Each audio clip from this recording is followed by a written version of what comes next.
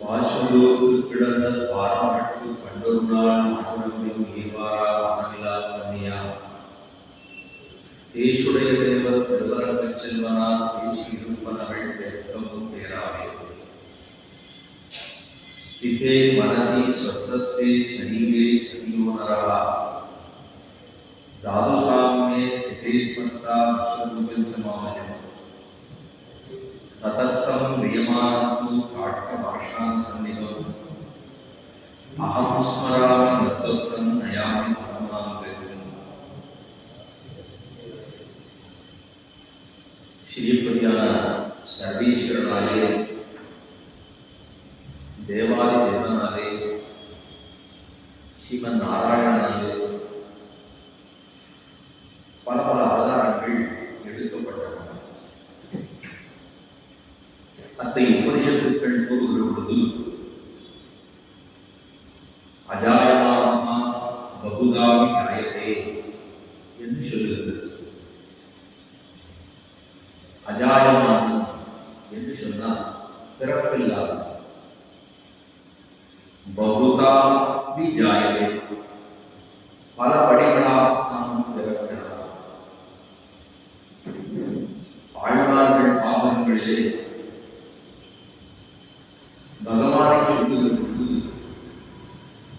தனியன் பிறப்பில் தன்னை என்று தெரிவிப்பார்கள். எம்பெருமான் ஒரு தனியனாக இருக்கிறான். அவன் பிறப்பில்லாதவன் என்று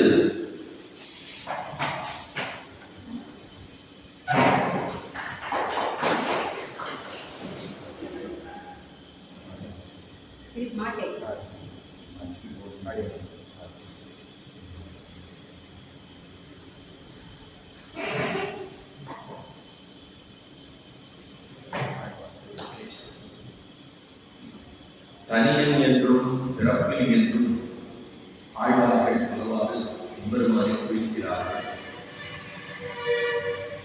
நிகழ் புகழால் உலகமுன்னுடையால் என்னை ஆழ்வானே என்று நம்மாழ்வார் தெரிவிக்கிறார். உலகமுள்ள பெருமாயா உலகில் கீர்த்தி அம்மானே என்று அதே ஆழ்வார் தெரிவிக்கிறார். இப்படி எம்பெருமானை பலவாறு தான் கொண்டாடுகிறார்கள். அவர்களுக்கு எம்பெருமான் கிருப பண்ணி மயப்பரம் திருநத்தை அருளிப்படுகிறார். இப்படி கீழும் விண்ணப்பம் பண்ணதா பாசுரம் நாச்சியார் திருவழின்னு சொல்லப்படுகிற 143 பாசுரங்களை கொண்டதான இதே ஆண்டாள் அனுகிரகித்து கொண்டதான பாசுரங்கள் 143 பாசுரங்கள். எல்லாருக்கும் தெரிந்தது அப்படின்னு சொன்னால் வாரணமாகி இருந்த பதிகம் அந்த நாச்சியார் திருமணியிலே தான்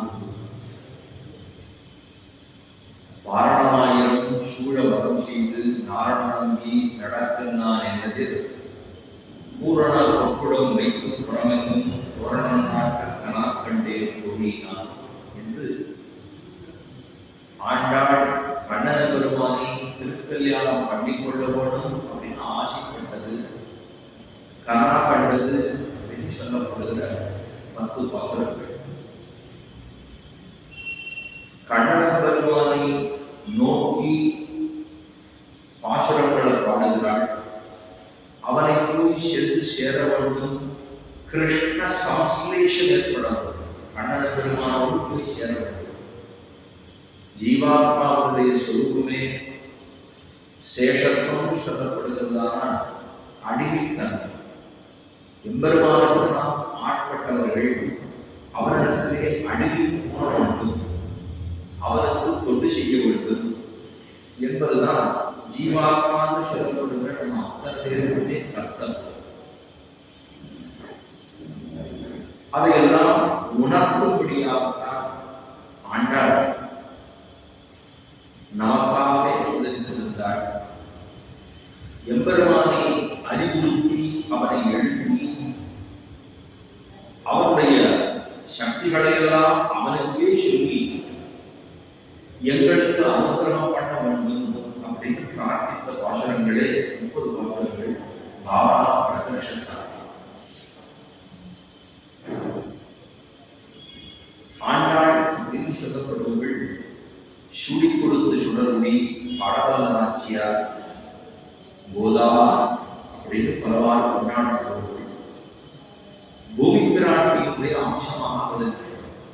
உமாதேவியாருடைய அம்சமாகத்தான் அவதரிக்கிறார். அவளை முன்னொரு நாள் கிருத்திலே ஒரு அசுரனானவன் கடலுக்கு அடியிலே சென்று கொண்டு வைத்தபடினாலே பகவானுடைய அவதாரம் ஏற்பட்டது. வராவதாரம் பெருமான் பண்ணினார். மத்ஸ்யாவதாரம், கூர்மாவதாரம், வராவதாரம். அந்த வராவதாரத்திலே தான் பெருமான் பூமி பிராட்டியின் கடலுக்கு அடியிலே சென்று தான் உத்தரவு பண்ணினார். அப்படி உத்தரவு பண்ணுகிற பொழுது தன்னுடைய திருத்தொடைகளில் மீறி அமர்த்தி வைத்துக் கொண்டார் பிராட்டியை ஆண்டாள். அப்போ நம்மை உத்தரிப்பித்து விட்டு இந்த லோக மக்களை எப்படி உஜ்ஜீவிப்பார்? உஜ்ஜீவனம் அப்படின்னு சொல்றது ஜீவாத்மா பரமாத்மாவோடு போய் சேரவோடு என்பதே நியதி. அப்படி இருக்க பிராட்டியை உத்தரிப்பித்து விட்டு நம்மை உத்தரிப்பித்து விட்டு உத்தரம்னா திரும்ப கொண்டு வரும். அப்போ உத்தரிப்பித்து விட்டு இந்த லோகத்தில் இருக்கக்கூடிய மக்களை எப்படி உத்தரிப்பீங்க அப்படின்னு பிராட்டி நம்முடைய சார்பிலே கேள்வி கேட்க அப்பதான் பெருமான் உபதேசம் பண்ணுகிறார். நம்முடைய கர்ண கலைவரங்கள் எல்லாம் கை, கண், காது, மூக்கு, நம்முடைய சரீரம், அதுதான் கர்ண கலைவரம். அந்த கர்ண கலைவரங்கள் எல்லாம் நன்னான ஸ்திதியில் இருக்கிற பொழுதே எம்பெருமானை சேவித்துக் கொள்ள வேண்டும். எல்லா இடங்களுக்கும் போகணும், போய் பெருமாள் போய் சேவிக்க வேண்டும். அந்தந்த திவ்ய தேசங்களுக்கு ஆழ்வார்கள் எல்லாம் பாசுரம் பாடுது. அந்த பாசுரங்கள் ஸ்ரீரங்கம் சொன்னா ஸ்ரீரங்கத்துக்கு பிரதானமான திவ்ய தேசம் அதுதான். ஒரு மரம் இருக்குன்னு சொன்னா அதுக்கு வேறு தான் ரொம்ப முக்கியம். ஒவ்வொரு கடையிலுமா போய் தீர்த்தம் வளர்க்கணும். வேறு விட்டோம்னா எல்லா இடங்களுக்கும் சேர்த்துக்கிறது. அந்த மரத்துல அத்தனை இடத்துக்கு கொடுத்து கிளை கப்பல்லாம் அப்படி வளர்கிறது. அதுபோல திவ்ய தேசங்களுக்கு பிரதானமான திவ்ய தேசம் சொன்னா அது திருவரங்கம், ஸ்ரீரங்கம். அந்த இந்த மாதிரி திவ்யதேசங்களுக்கு சென்று மங்களாசாசனம் ஆழ்வார்கள் எல்லாம் போய் மங்களத்தை ஆசாசனம் பண்ணினார்கள். மங்களாசாசனம் என்று அதற்கு பேர். மங்களம் எம்பெருமானுக்கு மங்களம், எம்பெருமானுக்கு பாடுவது, அவனை பாடுவது, அவனுடைய அந்த ஊரை பாடுவது, அந்த திவ்ய தேசம் தான் பேரு. அதுக்கு திவ்யமான பெருமாள் கூட சொல்ல திவ்ய தேசம். அந்த இடத்துக்கு போனாலே திவ்யம். திவ்யத்துக்கு ரூபம்ங்கிறது அடுத்தது. திவ்ய ரூபம் இதம் பிரசாதி நோபசம்பரான்னு சொல்ல போறோம். விண்ணப்பம் பண்ண போறோம். விஷ்ணு புராணத்தில் இருக்கக்கூடிய ஸ்லோகமானது. ஆனா அந்த இடத்துல போனா அதுவே திவ்ய தேசமாக கொள்ளப்படுகிறது. அந்த திவ்ய தேசத்துக்கு தான் பெருமை. ஆழ்வார்கள் பாடினது கூடவே திவ்யமாக இருக்கக்கூடிய அந்த தேசங்கள், அங்க இருக்கக்கூடிய இயற்கை சூழல்கள், அதுக்கப்புறம் அங்க இருக்கக்கூடிய பெருமாள், அவனுடைய கல்யாண குணம், இப்படித்தான் மங்களாசாசனம் பண்ணுகிறார்கள். மங்களாசாசனம் அப்படின்னு சொன்னாலே மங்களத்தை ஆசாசனம் பண்ணுவது மங்களாசாசனம். பாடல் பெற்ற ஸ்தலம் அப்படின்னு சொல்றோம். அதுதான் பாடல் பெற்ற ஸ்தலம். அப்படி அந்த விதேசங்களுக்கு போய் நாம் பெருமானை சேவிக்க வேண்டும். அதெல்லாம் நம்முடைய ஆத்ம உஜ்ஜீவனத்திற்கு வழிவகுக்கிறது. நம்முடைய ஆத்மாவுக்கு உஜ்ஜீவனம். கரகடைவரங்கள் நன்றாக இருக்கும் போதே நமக்கு எல்லாம் நல்லா நிறைய சக்தி உஜ்ஜீவனம்னா இந்த ஜீவாத்மாவானது பரமாத்மாவை போய் சேரணுங்கிறதுதான் கர்த்தவியம். அது இல்லாம வேற வழியில சென்று விடக்கூடாது. எம்பெருமானை போய் சேர்ந்து அவருடைய திருவடிகளுக்கு கைங்கரியம் பண்ணுவதுதான் உஜ்ஜீவனம். அப்படி பேர். உஜ்ஜீவிப்பது தீர்த்தனமா விடுறோம், செடிக்கு தான் விடுறோம், அதுக்கு தான் விடுறோம். ஆனா அதுக்கு செடிக்கு போகாம வேற எங்கோ விடுதுன்னா வியர்த்தமாக விடலுக்கு இறைத்த நீர்னு சொல்லணும். வியர்த்தமா போயிடும், எங்கேயோ போய் வேஸ்டா போயிடும். அப்ப நம்ம தேர்க்கப்படுறது செடிக்கு விடணும், அங்கதான் அதுதான் அந்த தீர்த்தத்துக்கு உஜ்ஜீவனம், செடிக்கு உஜ்ஜீவனம் அதுதான். இப்ப அது இல்லாம வேற எங்கேயோ வேற எங்கேயோ மாற்றி கட்டி விட்டோம்னா அது நாட்டுக்கு இங்கேயாவது போய் ஏதோ ஒரு கருங்கல் போய் விட்டுருந்தாங்க, அந்த கருங்கலுக்கு தேர்ந்தா அதுக்கு வேணும்னா வேணுமா வேண்டாம் வேண்டாம், அப்ப அது வியர்த்தமாக போய்விடுகிறது, வீணாகி போய்விடுகிறது. ஆக இந்த ஜீவாத்மாவெல்லாம் போய் சேர வேண்டிய ஃபைனல் டெஸ்டினேஷன் சொன்னா எம்பெருமானுடைய திருவடிகள் அங்க போய் சேரணும், அங்க கைங்கரியம் பண்ணணும், நிச்சயமா பண்ணணும். இப்ப நம்ம இங்க இருக்கோம் கைங்கரியம் பண்றோம் அப்படின்னு சொன்னா இது அனித்தியமான கைங்கரியம். இன்று நம்மாலே பண்ண முடியலாம், நாளை நம்மாலே பண்ண முடியாமலும் போகலாம், உடம்பு முடியாம போயிடலாம், இல்ல வேற ஏதோ காரணங்களுக்காக முடியலாம். ஆனா நித்தியமாக பண்ண வேண்டும் என்றால் அது அங்க போன பிற்பாடுதான் பண்ணணும். ஏன்னா அங்கே காலம் என்கிற தத்துவமே இல்லாமல் இருக்கக்கூடியது. இப்ப நம்ம 7 காலம் என்னைக்கு முடிச்சு அது இங்க காலத்துடைய வரையறை, நமக்கு இங்கே கட்டுப்பாடு. அங்க போனா ஒரே ஆளுக்கு பரமானந்தம், அந்த பரமானந்த வைகுண்டம் நடுவரே ஆழ்வார்கள் பாசனம் பண்ணார். ஆக நம்ம சிறு வயதிலே நாம் கொண்டு செய்வோம் என்றால் கடைசி காலம் அப்படிங்கிறது எல்லாருக்கும் கடைசி காலம் எல்லாரும் உண்டு.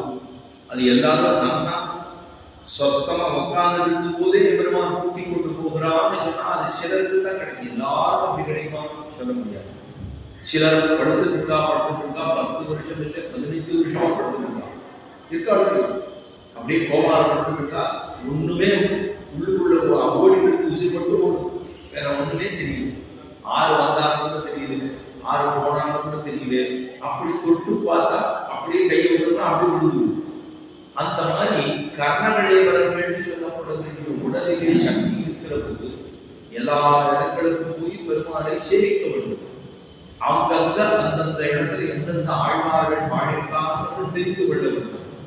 அங்க போய் அந்த பெருமாளை சுதந்திரம் பண்ண வேண்டும், சேவிக்க வேண்டும், அங்கே முடிந்த கைங்கரியத்தை கொண்டு புரிய வேண்டும். இதெல்லாம் புரிஞ்சுட்டா நம்ம வயதான காலத்துக்கு அடுத்தபடியாக போகும்போது பெருமாள் இவன் சிறு வயதிலே நம்மிடத்திலே வந்தான், சேவித்தான், அவனை நாம் ரட்சிக்க வேண்டும் என்பது நம்முடைய பொறுப்பு. பெருமாள் வச்சுக்கிறார், நம்மோட பொருள் தான். அவர் சொல்றார் சின்ன வயசுலே வந்து பண்ணிட்டா, இப்ப அவருடைய பாப வினைகளினாலே அவன் படுத்தபடுக்கையாகிவிட்டான், அவனை நம்ம ஒரு நாள் விட முடியாது, அவனை நம்மோடு சேர்த்துக் கொள்ள வேண்டும்ங்கிறார். அந்த நினைவு யாருக்கு எனக்கு வர வேண்டும் என்கிற அவசியம் இல்லை, அந்த நிலைக்கு பெருமாளுக்கு நாம பெருமாளை இப்ப நம்ம ஞாபகம் இருக்கிற ஒரு பெருமாளை வந்து சேர்த்துக்கிறோம். ஞாபகம் இல்லாத எப்படி சேர்க்க முடியும்? நம்ம ஒவ்வொருத்தரும் சொல்லுவோம், காலப்படை இருந்தது தீர்த்தமாட்டு அடுக்கடையில போய் எல்லாம் உலையெல்லாம் வச்சு எல்லாம் பிரசாதங்கள்லாம் பண்ணி பெருமாளுக்கு படையில பண்ணிட்டு தான் சாப்பிட்றேன் அப்படின்னு சொல்லுவோம். இல்லை என்னால முடியல, ஒரு நாடு போகலாம் முடியலன்னு சொல்லி தீர்த்தமாடாம குளிக்காம இருந்துட்டுனா நமக்கு மனசுக்கே உருவாம போடும், மனசுக்கே பிடிக்காது. அது போல பெருமாள் என்ன நினைச்சுட்டாரு, பெருமாளை செய்ய முடியலன்ற ஒரு எண்ணம் பெருமாள் சொல்றார், நீ சிறு வயதிலே இவ்வளவு செய்திருப்பா, இப்ப வயதான காலத்துல உன்னால முடியல, அதற்காக வருந்தாதே, நீ செய்த காரியத்தை நாம் நினைத்துக் கொள்கிறோம், சொகப்படாதே என்று பெருமாள் சொன்னதுதான் வராக சரம ஸ்லோகம் என்று சொல்கிறார்கள். இந்த வராக புராணத்திலே சொல்லப்பட்ட ஸ்லோகம் தான் இப்ப கீழே முதல்ல ஆரம்பித்தது. ஸ்திதே மனசி ஸ்வஸ்தே சரீரே சதியோனரா தாதுசாமே சிதேஸ்வர்தா விஸ்வரூபஞ்ச மாமஜம் ததஸ்தம் பிரியமானத்து காஷ்ட ஆஷான சன்னிகம் அகம் ஸ்மராமி பக்தம், என்னுடைய பக்தனை என்னுடைய திருவடிகளிலே சேர்த்துக் கொள்ள வேண்டும் என்று நான் ஞாபகப்படுத்திக் கொண்டு நயாமி பரமாத்மகதி, மீண்டும் திரும்ப வருதலில்லாத ஒரு இடத்துக்கு நான் கொண்டு செல்கிறேன் எம்பெருமான் பிரதிக்கப்பட்டான். நமக்காக எம்பெருமான் பிரதிக்கை ஒரு ஆணை மேற்கொள்ளுகிறான் எம்பெருமான், தனக்காக ஒரு வசனத்தை ஏற்றுக்கொள்ளுகிறான் எம்பெருமான் அப்படின்னு சொன்னாங்க. அப்படி இருக்கக்கூடிய எம்பெருமானை துதிக்க வேண்டும், அவனோட மகனை அவதாரம் பண்ணி உள்ளான் கண்ணனாக, அவனை போய் சேர வேண்டும் ஆசைப்பட்டு ஆரம்பித்ததாக அவர்கள் பார்வை பாவனை பாவனையிலே புத்தியினுடைய உதிர்ந்த தசையிலே பாவனா பிரகர்ஷத்தாலே பாடின பாசுரங்களே திருப்பாவையும் 30 பாசுரங்களாக வீடு வீடா வைக்கப்படும். ஊர் வீடா வைக்கப்படும். முதல் 5 பாசுரங்கள் அவதாரிகா பவமாக முதல் பாசுரத்தாலே நாராயணனை நமக்கு பகிர்வார் என்று பிரார்த்தித்தார். 2வது பாசுரத்தாலே இந்த நோன்புக்கு செய்ய வேண்டியவைகளை செய்ய தகாதவையவை அப்படின்னு சொன்னார். 3வதாக இந்த பாசுரங்கள் இந்த திருப்பா நோன்புக்கு இருக்கக்கூடிய பலஞானி என்பதை சொல்லிக் கொண்டார். 4வதாக இந்த பாசுரத்தில் பாவ நோன்புக்காக பர்ஜன்ய தேவன் முன்வந்து நான் உங்களுக்கு மழை பெய்து கொடுக்கிறேன், நாட்டுக்கு நல்லதெல்லாம் நடக்க வேண்டும் என்று அவரே முன்வந்து அத்தனையும் செய்து கொடுக்கிறார். 5வதாக இந்த பாவ நோன்பை நோற்றால் நம்முடைய பாவங்கள் எல்லாம் தீயிலே இட்ட பஞ்சுபோலை உருமாந்து போகும். தாமோதரன் அப்படிங்கிற திருநாமத்தை சொன்னால் அதை சொல்லிக் கொண்டாள். 5 பாசுரங்கள் 5, 6, 7 தொடக்கமாக 15வது பாசுரம் பர்யந்தமாக ஒவ்வொரு வீட்டுக்கா போய் அந்த வீட்டு பெண்களை ஒரு பேர் வைத்து அழைத்து நீயும் எங்களோடு சேர்ந்து வா, நம்ம எல்லாம் எம்பெருமானை நோக்கு நோக்க வேண்டும், அவர்களை திருவாளிக்கு சென்று அவனை எழுப்ப வேண்டும். இதற்காக புறப்படுவான் ஒவ்வொரு விழா போய் கூப்பிடுதான். நம்ம ஒரு வார்த்தை சொல்லுவோம், வீடு விழா போறா அப்படிங்கிறது. அதான் இப்ப வீடு விழா போய் அவர்களை எழுப்பின பாசுரங்களிலே புல்லு பார்த்தோம், கீச்சு பார்த்தோம். பகவத் அனுபவத்துக்கு புதியவளாக இருக்கக்கூடிய ஒருத்தியை எழுப்பினது முந்தா நாள். நேற்றையே பாசுரத்திலே கீச்சு கீச்சன் என்றும் பழையவள் தான், ஆனா அதையெல்லாம் மறந்து கிடக்கக்கூடிய ஒருத்தியை எழுப்பினது நேற்றைய பாசுரம். இன்றைய பாசுரம் கோதுகலவுடைய பாவாய் அப்படின்னு சொல்லப்படுகிற கிருஷ்ணனுக்கு ரொம்ப அணுக்கமாக நெருக்கமாக இருக்கக்கூடிய ஒரு பெண்பிள்ளை. இவை சொல்லிவிட்டா கண்ணன் பண்ணுவோம். அந்த மாதிரி நெருக்கம் எல்லாருமே படைப்போம், ஆனா சில பேருக்கு ரொம்ப நெருக்கமா இருக்கும். அது மாதிரி கிருஷ்ணனோடு நெருக்கமாக இருக்கக்கூடிய ஒரு பெண்பிள்ளை. அவளுக்கு கோது கலவரையை பார்த்தாலே கௌதுக்கமா இருக்கும். நம்ம சில பேர் பார்த்தோன்னே நீ ரொம்ப குஷியா இருக்க, எப்படி இருக்கு அப்படின்னு கேட்போம். இல்லை இன்னைக்கு ஒரு விசேஷம் நடந்தது அப்படின்னு ஒரு ஆசை கூட்டு சொல்லுவோம். இன்னைக்கு என் பெண்ணு வந்தா ஊர்ல இருந்து வெளியூர்ல இருந்து வந்துட்டா, அதனால பிரகாசம் தெரியுது போல அப்படின்னு சொல்லுவோம். கௌதுக்கருடைய பெண்ணே குதூகலிக்கக்கூடிய முகத்திலேயே ஒரு தேஜஸ் தெரிகிறது, ஒரு பிரதிபலிப்பு தெரியுது அப்படின்னு சொல்லப்படுகிற அழகாக இருக்கக்கூடிய ஒரு பெண் பிள்ளையை எழுப்பக்கூடிய பாசனம் தான் இன்றைய பாசனம். கீழ்வானம் வெள்ளத்தில் விசிறு மெய்வான் பரந்தரகான் பின்பிள்ள வெள்ளங்கள் கோவான் கோவினாரை போகாமல் காத்து உன்னை கூவான் வந்திருந்தோம் போதுடைய பாவாய் எழுந்திராய் பாடிப்பறந்து மாவாய் பிளந்தானே மல்லரை மாட்டிய தேவாதி தேவனை செந்தனாம் செவித்தால் ஆஹா என் நாராயண தன்மையிலோ என்பார் அப்படின்னு சொன்ன பாசனம் தான் 8வது 6, 7, 8ஆம் பாசனம். இந்த இடத்துக்கு இந்த வீட்டு பெண்பிள்ளை வாசலுக்கு வந்துட்டாரா கோதுகளுடைய பாவான்னு சொன்ன கண்ணனுக்கு ஒரு நெருக்கமான பெண்பிள்ளை. அவளை போய் எழுப்புறா, அம்மா எழுதுதோ அப்படின்னு எழுதுமா அப்படின்னு சொன்னா உடனே அவ கேட்கிறா விழித்ததற்கு அடையாளம் என்ன, விழித்து வச்சு சொல்லிட்டே அடையாளம் அப்படின்னு கேட்டான். உடனே அவ சொன்னா வெளியில இருக்கிற வீட்டுக்கு உள்ள வந்து தூங்கிட்டு வெளியில பார்த்தா இவன் வந்து விழித்ததுக்கு அடையாளம் உள்ள இருக்கிறா. எழுப்பினோட கேட்கறான், அது பதில் சொல்றா கீழ்வானம் வெளுத்து போச்சு, கீழ்வானம் வெளுத்து போச்சு. முன்னால கிராமத்துல ஏற்கனவே எடுத்து சோழல் மாட்டி காப்பா வெளியே கிளம்புவோம், போய் உடலுக்காக போடுவோம். இன்னைக்கு அதெல்லாம் பார்க்க முடியாது, அப்புறமா எங்கேயாவது எக்ஸிபிஷன்ல தான் பார்க்கலாம்னு தெரியாது. அது எல்லாம் காப்பா 7 எடுத்து பிடிச்சிட்டு நல்லா வலிச்சு கட்டிட்டு போடுவான். மாட்டு வண்டி அதுக்கு புறப்பட்டு போவோம். எல்லாம் போய் அங்கே போய் வயக்காட்டு போய் இருந்திருக்கும். ஜலமெல்லாம் இருக்கு, எல்லாம் குத்தி 2 நாள் ஊறி இருக்கு. அதுக்கப்புறம் உடலும் பிடிச்சு விட வேண்டியதான். அப்படின்னு அதுக்கு ஒரு நாள் பார்த்து எல்லாத்தையும் பார்த்து குறிச்சு வச்சு புறப்பட்டு போவோம். இப்போ இந்த கீழ்வானம் வெளுக்கிறதுன்னு சொன்னாங்க. கீழ்வானம் வெளுக்கிறது உள்ளுக்குள்ள இருக்கிற பதில் சொல்றாங்க. இது ஒரு அடையாளம். கீழ்வானம் வெளுத்து வச்சு நீங்க எல்லாம் சொல்றீங்க, இதெல்லாம் அடையாளம் தெரியல. ஏன் தெரியுமா? உங்களுடைய முகவானம் ரொம்ப பிரகாசமா இருக்கும். இந்த முகத்தினுடைய பிரதிபலிப்பு கீழ்ப்பக்கம் போய் விழுந்து, அந்த பிரதிபலிப்பினுடைய திருப்பாதனுடைய வெளிச்சம் உங்க மேல பட்டதுனால நீங்க என்ன நினைச்சிருக்கு? கீழ்வானம் வெளுத்து வச்சுன்னு நினைச்சிருக்கு அப்படின்னு இந்த பெண் பிள்ளை உள்ளுக்குள்ள இருக்கிறவ எவ்வளவு பதில் சொல்றான். இதுக்கு எந்திரதே வந்துடலாம். அதுக்கு என்ன சொல்றா, முகத்துல தான் பிரதிபலிப்பு இருக்கு. அந்த பிரதிபலிப்பினுடைய பிரகாசம் கீழப்பட்டப்பட்டது. கீழப்பட்ட சூரியனும் இவன் முகத்துல இருக்கிறத கண்டப்பட்டுதான் அங்கப்பட்டு இருக்கிறது திரும்ப இவன் முகத்துக்கு பட்டு பிரதிபலிப்பு. இப்ப கண்ணாடி வச்சிருக்கோம், அதனுடைய ஒளி போறது அந்த மாதிரி இருக்கு. அதனால வெளுத்து வச்சு நீங்க நினைச்சு விட்டேன் ஒரு யோஜனை. அதுக்கு பேர் என்ன தெரியுமா? அந்யதா ஞானம் அப்படின்னு பேரு. அந்யதா ஞானம் ஒரு விஷயத்தை மற்றொன்றாக நினைத்துக் கொள்ளுது. ராத்திரி விளையாட்டுல வந்தோம், ராத்திரி எழுதுறோம், போகணும், கைதாளர்களுக்கு போகணும், எழுதுறோம். ஏதுன்னு பார்த்தா அந்த இடத்துல ஏதோ ஒன்று இருக்கு. நம்ம பார்த்த உடனே நம்ம பயன்படும். பாம்பு எது பயன்படும், ஆனால் பாம்பு கயத்தை நம்ம பாம்பா நினைச்சுட்டோம்னா அப்ப என்ன ஆகுது? வேற ஒன்றுனா நினைச்சுட்டோம். அப்ப அது போலதான் இவன் முகத்தில் இருக்கக்கூடிய பிரதிபலிப்பானது கீழப்படப்பட்டு திரும்ப இவர்களுக்கு பிரதிபலித்து ஆகவன வெளிச்சம் தெரியுது அப்படின்னு சொன்னா குழு விளக்குகள்.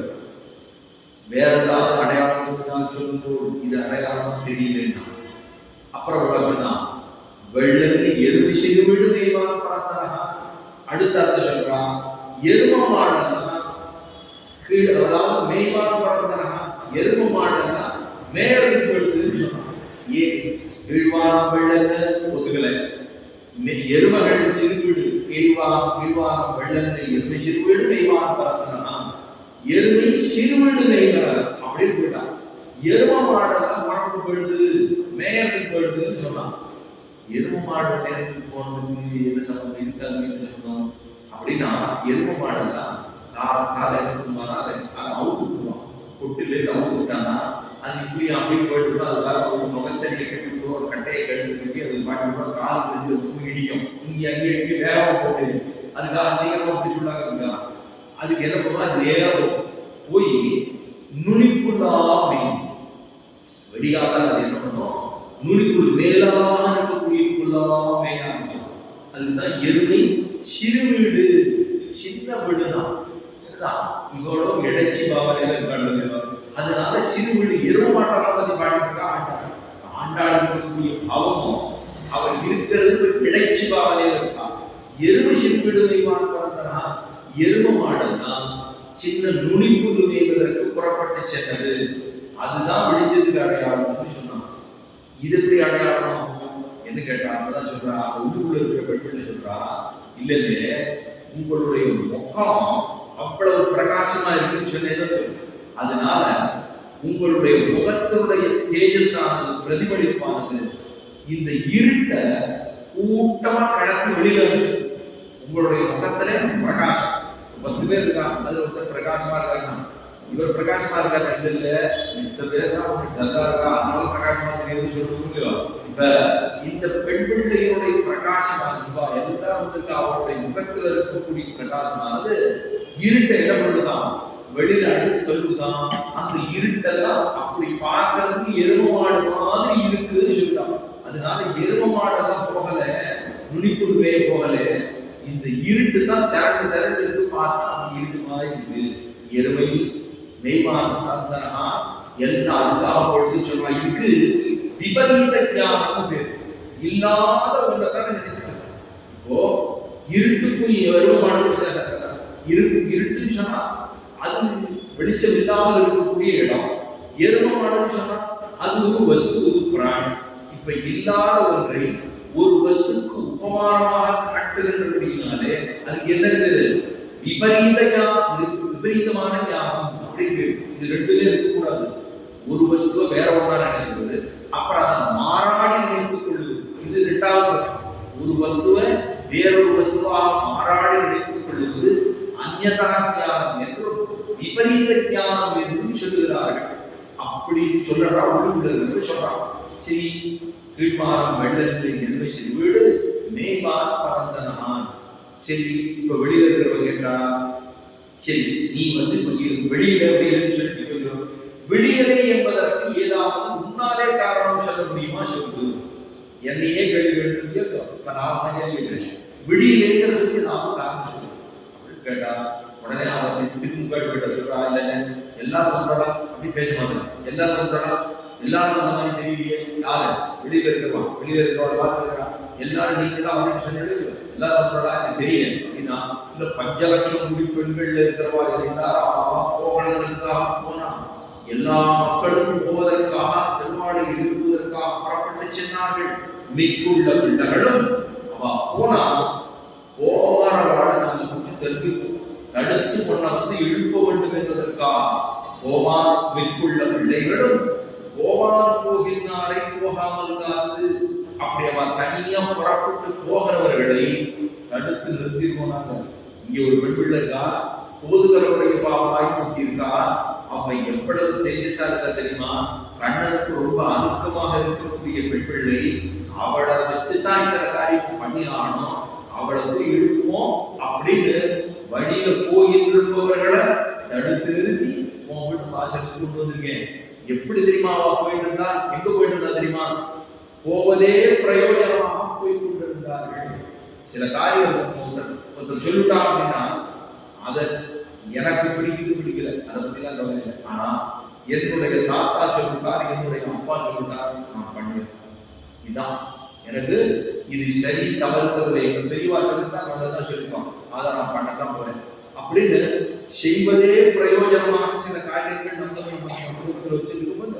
அப்ப அந்த பெருமானுக்கு கைங்கரியம் பண்ணுவதாகட்டும், ஒரு நல்ல காரியம் பண்ணுவதாகட்டும், நம்ம என்ன நினைச்சுக்கிறோம்?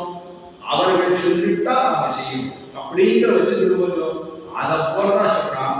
அவர்கள் போகின்றார்கள், போவதே பிரயோஜனமாக இருக்கக்கூடிய அவர்களை நிறுத்தி நான் உங்களுக்கு வாசல் கொடுத்துங்க.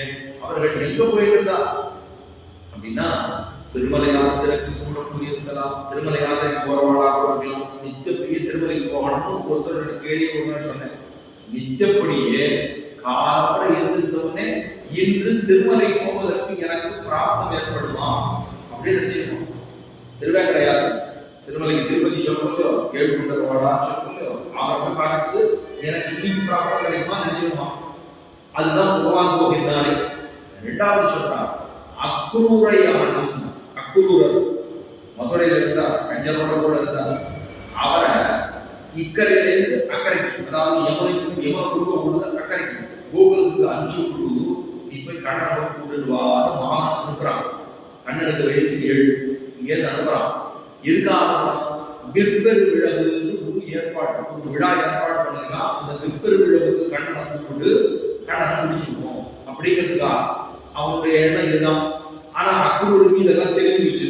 ஆனா அவருக்கு அக்ரூருக்கு என்ன நல்ல எண்ணம்னா, கண்ணன் யாருக்கு தெரியும், சர்வேஸ்வரனாக இருக்கக்கூடிய தேவாதி தேவனே இங்கு வந்து அவதரித்திருக்கிறான்றது நல்லா தெரியும். அதனால அவர் என்ன பண்ணார்? பெருமாளை போய் கண்ணனை போய் நேரம் பார்க்கணும். அவரை போய் பார்த்த உடனே அவர் என்னுடைய கையை பிடிச்சுப்பார், என்னுடைய தோட்டை தூவார், என்ன ஆலிங்கனம் பண்ணிப்பார். அக்ரூரா எதற்காக சொல்லி அப்படின்னு என்ன உச்சர பிரச்சனை விசாரிப்பார். இதெல்லாம் கண்ணனை போய் பார்த்த உடனே எப்படி நடந்துப்பார், நான் எப்படி நடந்துக்கணும், அவரை என்ன பண்ணணும், எப்படி செய்யணும், என்ன பேசுவோம், என்ன கொள்ளுவோங்கிறதெல்லாம் நான் எப்படியெல்லாம் நினைத்துக் கொள்ளுவேன் அப்படின்னு அக்ரூரர் நினைத்ததை நாம் நினைக்க வேண்டும். அப்படின்னா என்ன அர்த்தம்? நானும் பெருமாளை போய் பேசுறது பார்க்கறது. ஏன்னா ஒவ்வொருத்தருக்கு ஒவ்வொரு பாவம். பகவான் நாம பேசுறோம், பெருமாள்கிட்ட பேசணும்னா பெருமாள் திருவுருவத்துக்கு முன்னாடி நின்று பெருமாளை நம்ம பொதுவா இருக்கணும், நம்ம கட்டம் சொன்னா மட்டும் பெருமாள் இருக்கணும். மிச்ச நேரங்கள் நான் கட்டம் இல்லாத போது என்ன தெரியுமா, நான் எவ்வளவு உழைத்தேன் தெரியுமா அப்படின்னு சொல்லுவேன். என்னோட உழைப்புல தான் இவ்வளவு இருக்கு அப்படின்னு சொல்லுவேன். இன்னைக்காவது ஒரு வாரம் கட்டம் வந்து வச்சுக்கிறேன், பெருமாளை திருப்பி வச்சுட்டா அப்படின்னு அவங்க நல்லது பண்ணா நான் பண்ணது வச்சுக்கிறேன், கெட்டது மாத்திரம் நடந்ததுன்னா பெருமாள் கட்டுட்டார் அப்படி சொல்றது ரொம்ப சுலபமா சொல்லுவோம். பெருமாள் மேலேயே பாரத தூக்கி போடுறது நம்மளோட சாமர்த்தியம், அவ்வளவு தூரம் பண்ணிடுவோம்.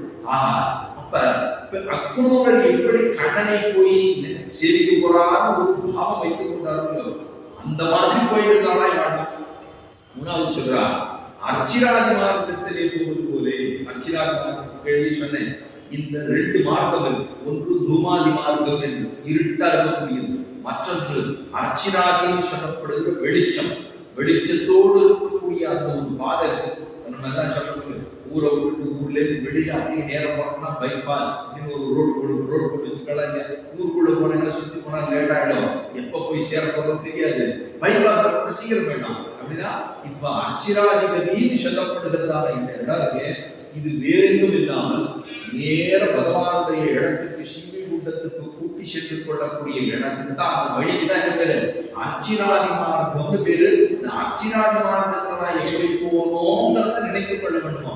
3 காரியம். திருமலைக்கு போறதா நினைச்சுக்கணும், அக்ரூர கண்ணனை பார்ப்பதை நினைத்துக் கொள்ள வேண்டும், அதுக்கப்புறம் அச்சிராதி மார்க்கத்தில் போவதாக நினைத்துக் கொள்ள வேண்டும். இதெல்லாம் நான் என்ன சொல்றா, போவான் போகின்றாரை. அப்படி போகிறவள என்ன பண்ண, போகாமல் காத்து அவர்களை போகாமல் நிறுத்தி வச்சு என்ன பண்ண, போவான் போகின்றாரை போகாமல் காத்து உன்னை பூவான் வந்து நின்றோம். உன்னை வந்து கூட்டிட்டு போனோம். ஏன்னா நீ வந்தா தான் இங்க இந்த கோட்டியே ஒரு பிரதிபலிப்பு, ஒரு ஜொலிப்பா, நீ வந்தா தான் நடக்கும். அதனால உண்மை கூட்டி கொண்டு வர வேண்டும் என்பதற்காக உன்னை பூவான் வந்து நின்றோம். அவ அப்படி போயிட்டு அவன் பிடிச்சிட்டு இழுத்துக்கலாம். இயற்கா போதுகிறவளை வாயக்கா, இவ வீட்டுக்கு போவோம், இவளை எழுப்புவோம், இவளை சேர்த்து கொண்டு கூட்டி கொண்டு போவோம் அப்படின்னு உன் வீட்டு வாசல் வந்திருக்கேன். உன்னைக்கு பூவான் வந்து நின்றோம் என்ன சொல்றா, சரி பண்ணுறோம். நம்ம ஒண்ணு பண்ணப்படுது. பெருமானிடத்துல இந்த சொத்தானது பகவானுடைய, என்னோட சொத்து.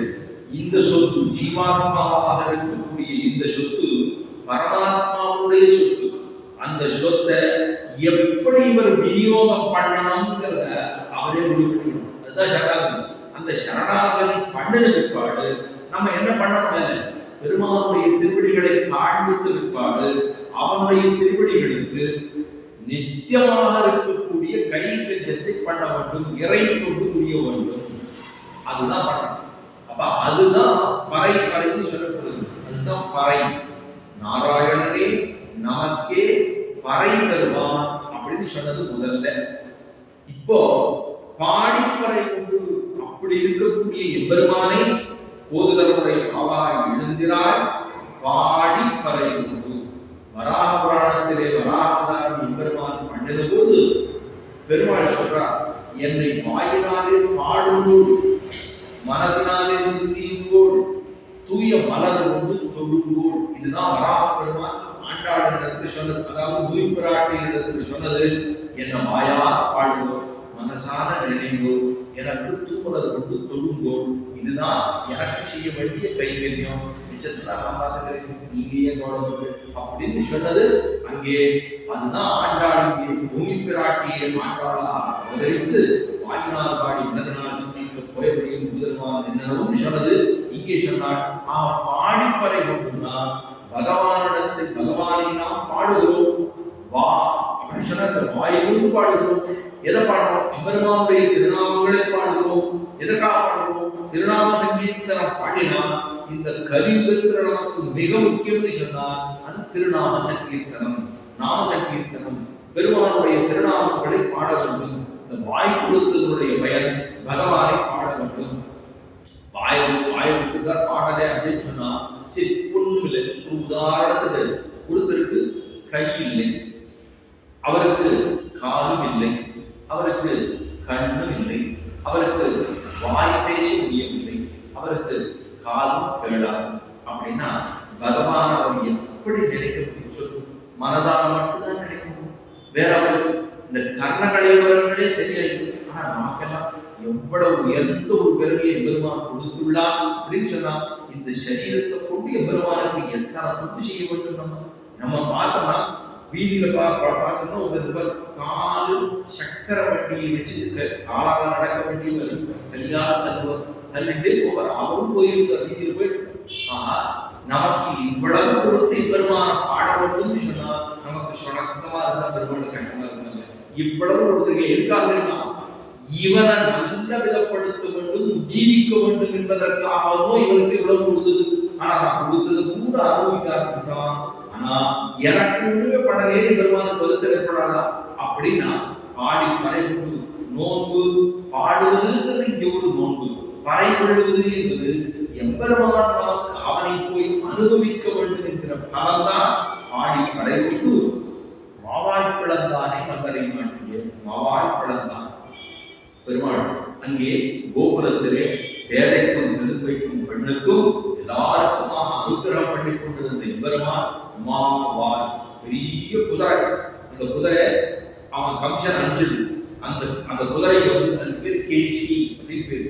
அந்த குதிரையை முடித்தவன் எம்பெருமான். ஏன்னா அது கூட எல்லாத்தையும் துவம்சம் பண்ணிருந்தது. அதை முடித்தவன். இன்னைக்கும் கோகுலத்துல போய் பார்த்தோம்னா யமுன தீரத்திலே கேசி காட் அப்படின்னு ஒரு இடம் இருக்கு. அந்த இடத்துல தான் முடிச்சார். யமுனையுடைய தீரத்திலே கேசி காட் அப்படிங்கிற இடம். கேசிங்கிற குதிரையை முடித்தான். மாவாய் பிளந்தானே மல்லரை மாட்டிய. அது முடித்தான்னா விரோதிகளை போக்கக்கூடிய கீழவரத்துல நாராயணமூர்த்தி கேசவனை பாடல் பார்த்தோம். கேசிங்கிற கேசி அல்லா குதிரையை முடித்தபடினாலே மாவாய் பிளந்தானே மல்லரை மாட்டிய மல்லர். இப்போ இந்த கேசியை முடிச்சது திருவாய்ப்பாடியிலே கோகுலத்தில். இப்போ மல்லரை மாட்டியன்னு சொன்னது மதுரையில. மதுரையில இங்க இருக்கக்கூடிய தெற்கு பிராந்தியத்தில் இருக்கிற மதுரையில மதுரா. இது மதுரை, இது தென்மதுரை, அது வடமதுரை. அதுதான் ரெண்டு வித்தியாசம். இது தென்மதுரை, அது வடமதுரை. மதுரான்னு சொல்ல மதுரா நாமநகரி புண்ணியா பாபகரி சுகான்னு சொல்கிறார்கள். மதுரான்னு சொல்லிட்டோம்னா பாபமெல்லாம் தொலைந்து போகிறது. மதுரா நாமநகரி புண்ணியா பாபகரி சுகா. அது எம்பெருமானுடைய திருநாமத்தை ஹரின்னு ஒரு தரம் சொன்னாலோ மதுரான்னு ஒரு தரம் சொன்னாலோ நம்முடைய பாவங்கள் எல்லாம் அப்படியே அழிந்து விழுகிறதுன்னு சொல்கிறார்கள். அத்தனை தூரம் உயர்ந்த இடம். இந்த பக்கம் திருவாய்ப்பாடி, இந்த பக்கம் மதுரா. இந்த மதுராவில் போனா இப்பதானே சொன்னேன், அக்ரூர அக்கறையிலிருந்து அனுப்பித்து வைத்து இக்கரையிலே நோக்கி கொண்டு அப்பக்கம் போகணும். எதுக்கு? விற்பெரு விழவு. ஒரு விற்பெரு விழவும் கஞ்சனம் வந்தம் வேழவும் பாகமுண்டிய திருவல்லிக்கேக்கா சரப்பட்டத திருவல்லிக்கு அந்த பெருமாளுக்காக கலாசாரம் திருவிழா. அதுல சொல்றார் விற்பெரு விழவு. ஒரு பெரிய விழா ஏற்பாடு பண்ண கம்சன். எதற்காக அப்படின்னா கண்ணனை போய் கூட்டிட்டு வாங்க. சின்ன பிள்ளை கண்ணன் வந்து ஒரு பெரியவனை 7 வயசு தான். அவன் கம்சனை முடிச்சும்போது வயசு 7 வயசு 8 வயசு அவ்வளவுதான். அதுக்கப்புறம் அங்கேயே இருக்கிறது. அப்புறம் இக்கரையில அக்கறைக்கு கூட்டிட்டு போயிட்டான். அக்ரூரர் வந்தா கூட்டிட்டு போயிட்டார். இப்ப இங்க கோகுலத்தில் இருக்கிறவாடுகளும் ஒரே வருத்தம். இந்த கோபிமார்களுக்கு எல்லாம் வருத்தம். கண்ணன் நகரத்துக்கு போயிட்டார். மதுரை பட்டணத்தை அன்னைக்கு அந்த காலத்திலேயே மதுராவை நகரம்னு சொல்லியிருக்கான். ஏன்னா இது கோகுலம் ரொம்ப கிராமாந்தரமா இருக்கு. இங்கிருந்து கண்ணனை அக்ரூரர் கூட்டிட்டு போயிட்டார். அக்ரூரரை என்ன சொன்னா, நீ உனக்கு என்ன குரூரமான இதயமா? குரூரமான இதயம் படைத்தவனை அக்ரூரா. உனக்கு எப்படி அக்ரூரர் பேர் வச்சா? குரூரமான இதயத்தை படைத்தவன். எங்க கண்ணனை நீ கூட்டிட்டு போயிட்டியே அப்படின்னு சொன்னாடா. அங்க இருக்குவா. இக்கரையில கூட்டிட்டு போயிட்டா. மதுரைக்கு போயிட்டா. கண்ணன் இப்போ வந்து மதுரை பட்டத்துக்கு போயிட்டா. இனிமே நம்மளதான் இங்க வந்து பார்க்க அப்படின்னு நினைச்சுட்டாளா. அந்த கோகுலத்தில் இருக்கக்கூடிய கோபிமார்கள் எல்லாம் கண்ணன் மதுரைக்கு நகரத்துக்கு போயிட்டா. இனிமே நம்மளை எதோ வந்து பார்க்க போறான் அப்படின்னு நினைச்சுட்டா. ஆனா அப்படி இருந்தாலுமே கூட அந்த பக்கம் போகும்போது மல்லர்கள், ஏன்னா கம்சன் முதல்ல உள்ளுக்குள்ள வந்தவரே கண்ணன் வரான். கண்ணன் வந்தவரை என்ன பண்ணோம், மல்லர்களை முதல்ல நிறுத்தி வச்சிருந்தோம். குவலையாப்படம் பெரிய யானை நிறுத்தி வச்சிருந்தா. அது முடிஞ்சிருக்கு. ஒருவேளை கண்ணன் அதை முடிச்சுட்டாங்க. குவலையாப்படத்தை கொண்டு முதல்ல கண்ணன் முடிச்சிடணும். இதுதான் முதல்ல அவரோட ஃபர்ஸ்ட் பிளான். என்னன்னா குவலையாப்படம்ங்கிற பெரிய யானை வச்சு அதோட இது முடிச்சிடணும். அது ஒண்ணும். இது இல்ல, அது தப்பிச்சு விட்டுறாருன்னா மல்லர்கள் இருக்கா. மல்லர்கள் முட்டிக்கச்சாலும் கூட மல்லர்கள். அந்த மல்லர்களை நிறுத்தி வச்சு அவளுக்கு மூலமா இவனை முடிச்சுட்டோம். அதுவுமே இல்லைன்னா நான் இருக்கேன், நான் பார்த்துக்கிறேன். இது மேல உட்காந்துக்கலாம், கீழே உட்கார்றேன். ஏன்னா ஒரு விழா மாதிரி ஏற்பாடு பண்ணி அந்த யானையோட சண்டை போடுற மாதிரி பண்ணி அந்த யானைக்கு ஒரு மதம் பிடித்த யானையை நல்லா அதுக்கு பசியை காட்டி காட்டி அவதார வரப்பாடு அடிக்கும். அதுக்காக எல்லாம் பண்ணி வச்சிருந்தோம்.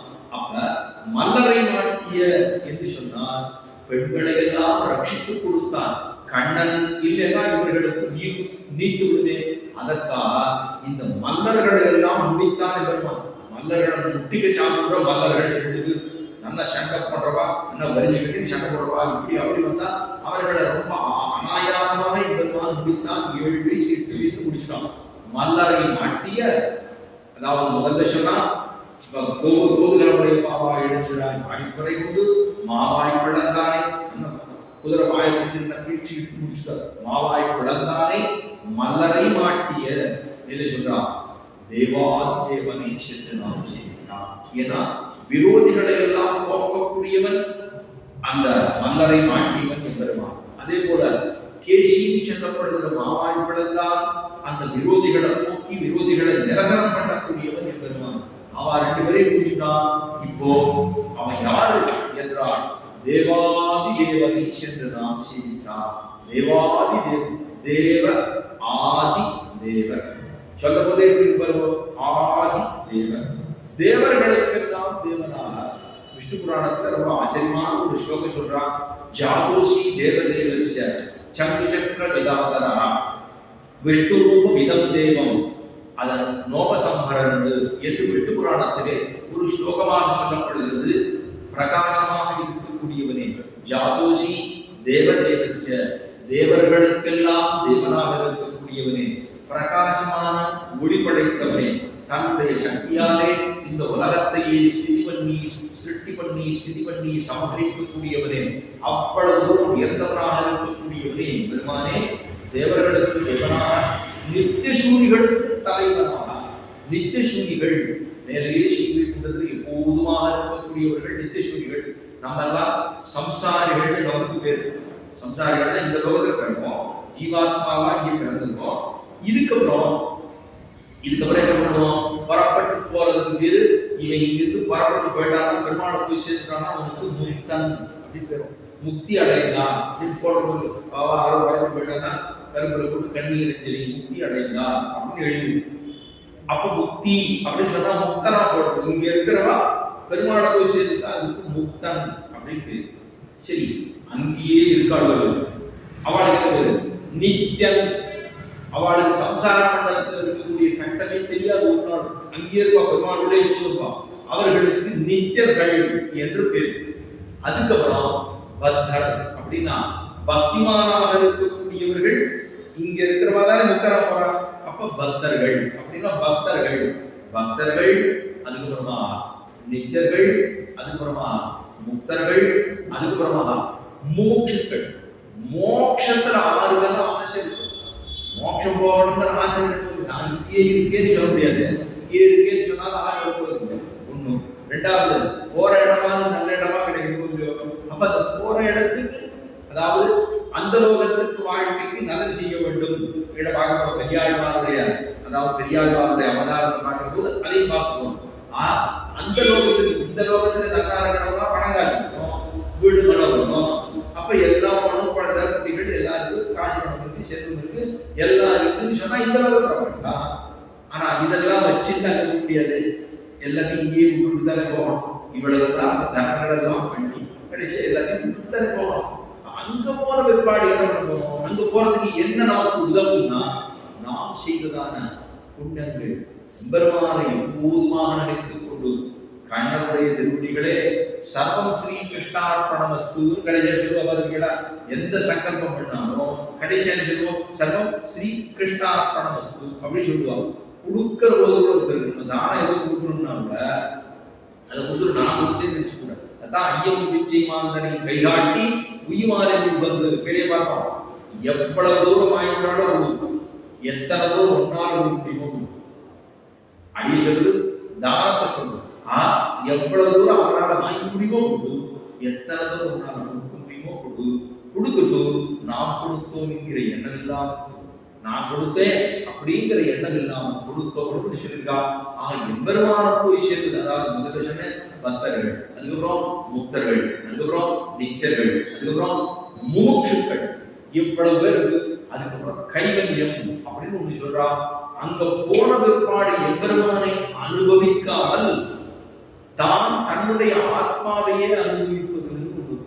தன்னுடைய ஆத்மாவை தானே அனுபவிப்பது. தனியா நாம பெருமாள் அது பொதுவாக சொல்லப்படுகிறது. இப்ப இந்த 5 நிலைகளுக்கு ஒவ்வொருத்தரும் இந்த ஆத்மாவுக்குள்ளே இத்தனை விஷயம், 5 விஷயம். முதல்ல பார்த்தோம்னா பக்தன் என்று சொல்லப்படுகிற ஆடப்பதி. 2வது முக்தன் என்று சொல்லப்படுகிற முதிர்ந்த நிலை. அங்க போன பிற்பாடு பெருமாள்கிட்ட கொடுக்கும். அங்கேயே இருப்பவர்களுக்கு நித்தியர்களுக்கு.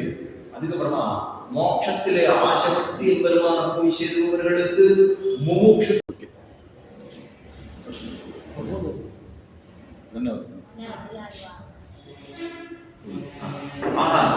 அது போல கையை பிடிச்சு தள்ளுறா. அங்க போய் சேவிச்சோம்னா திருப்படி செய்வோம். திருவடியை சேவிச்சுட்டு மறக்கக்கூடாது. அடுத்த தடவை போனா திருவடியை சேவிச்சுட்டு உடனே ஹிருதய கமலத்துக்கிட்ட பார்க்கணும். அங்க புஷ்பம் எல்லாம் சேர்த்துருப்பாங்க. அந்த இடத்துல தாயார் இருக்கிறார். அலர்மேல் மங்கை தாயார் இந்த இடத்துல எழுதுதான்.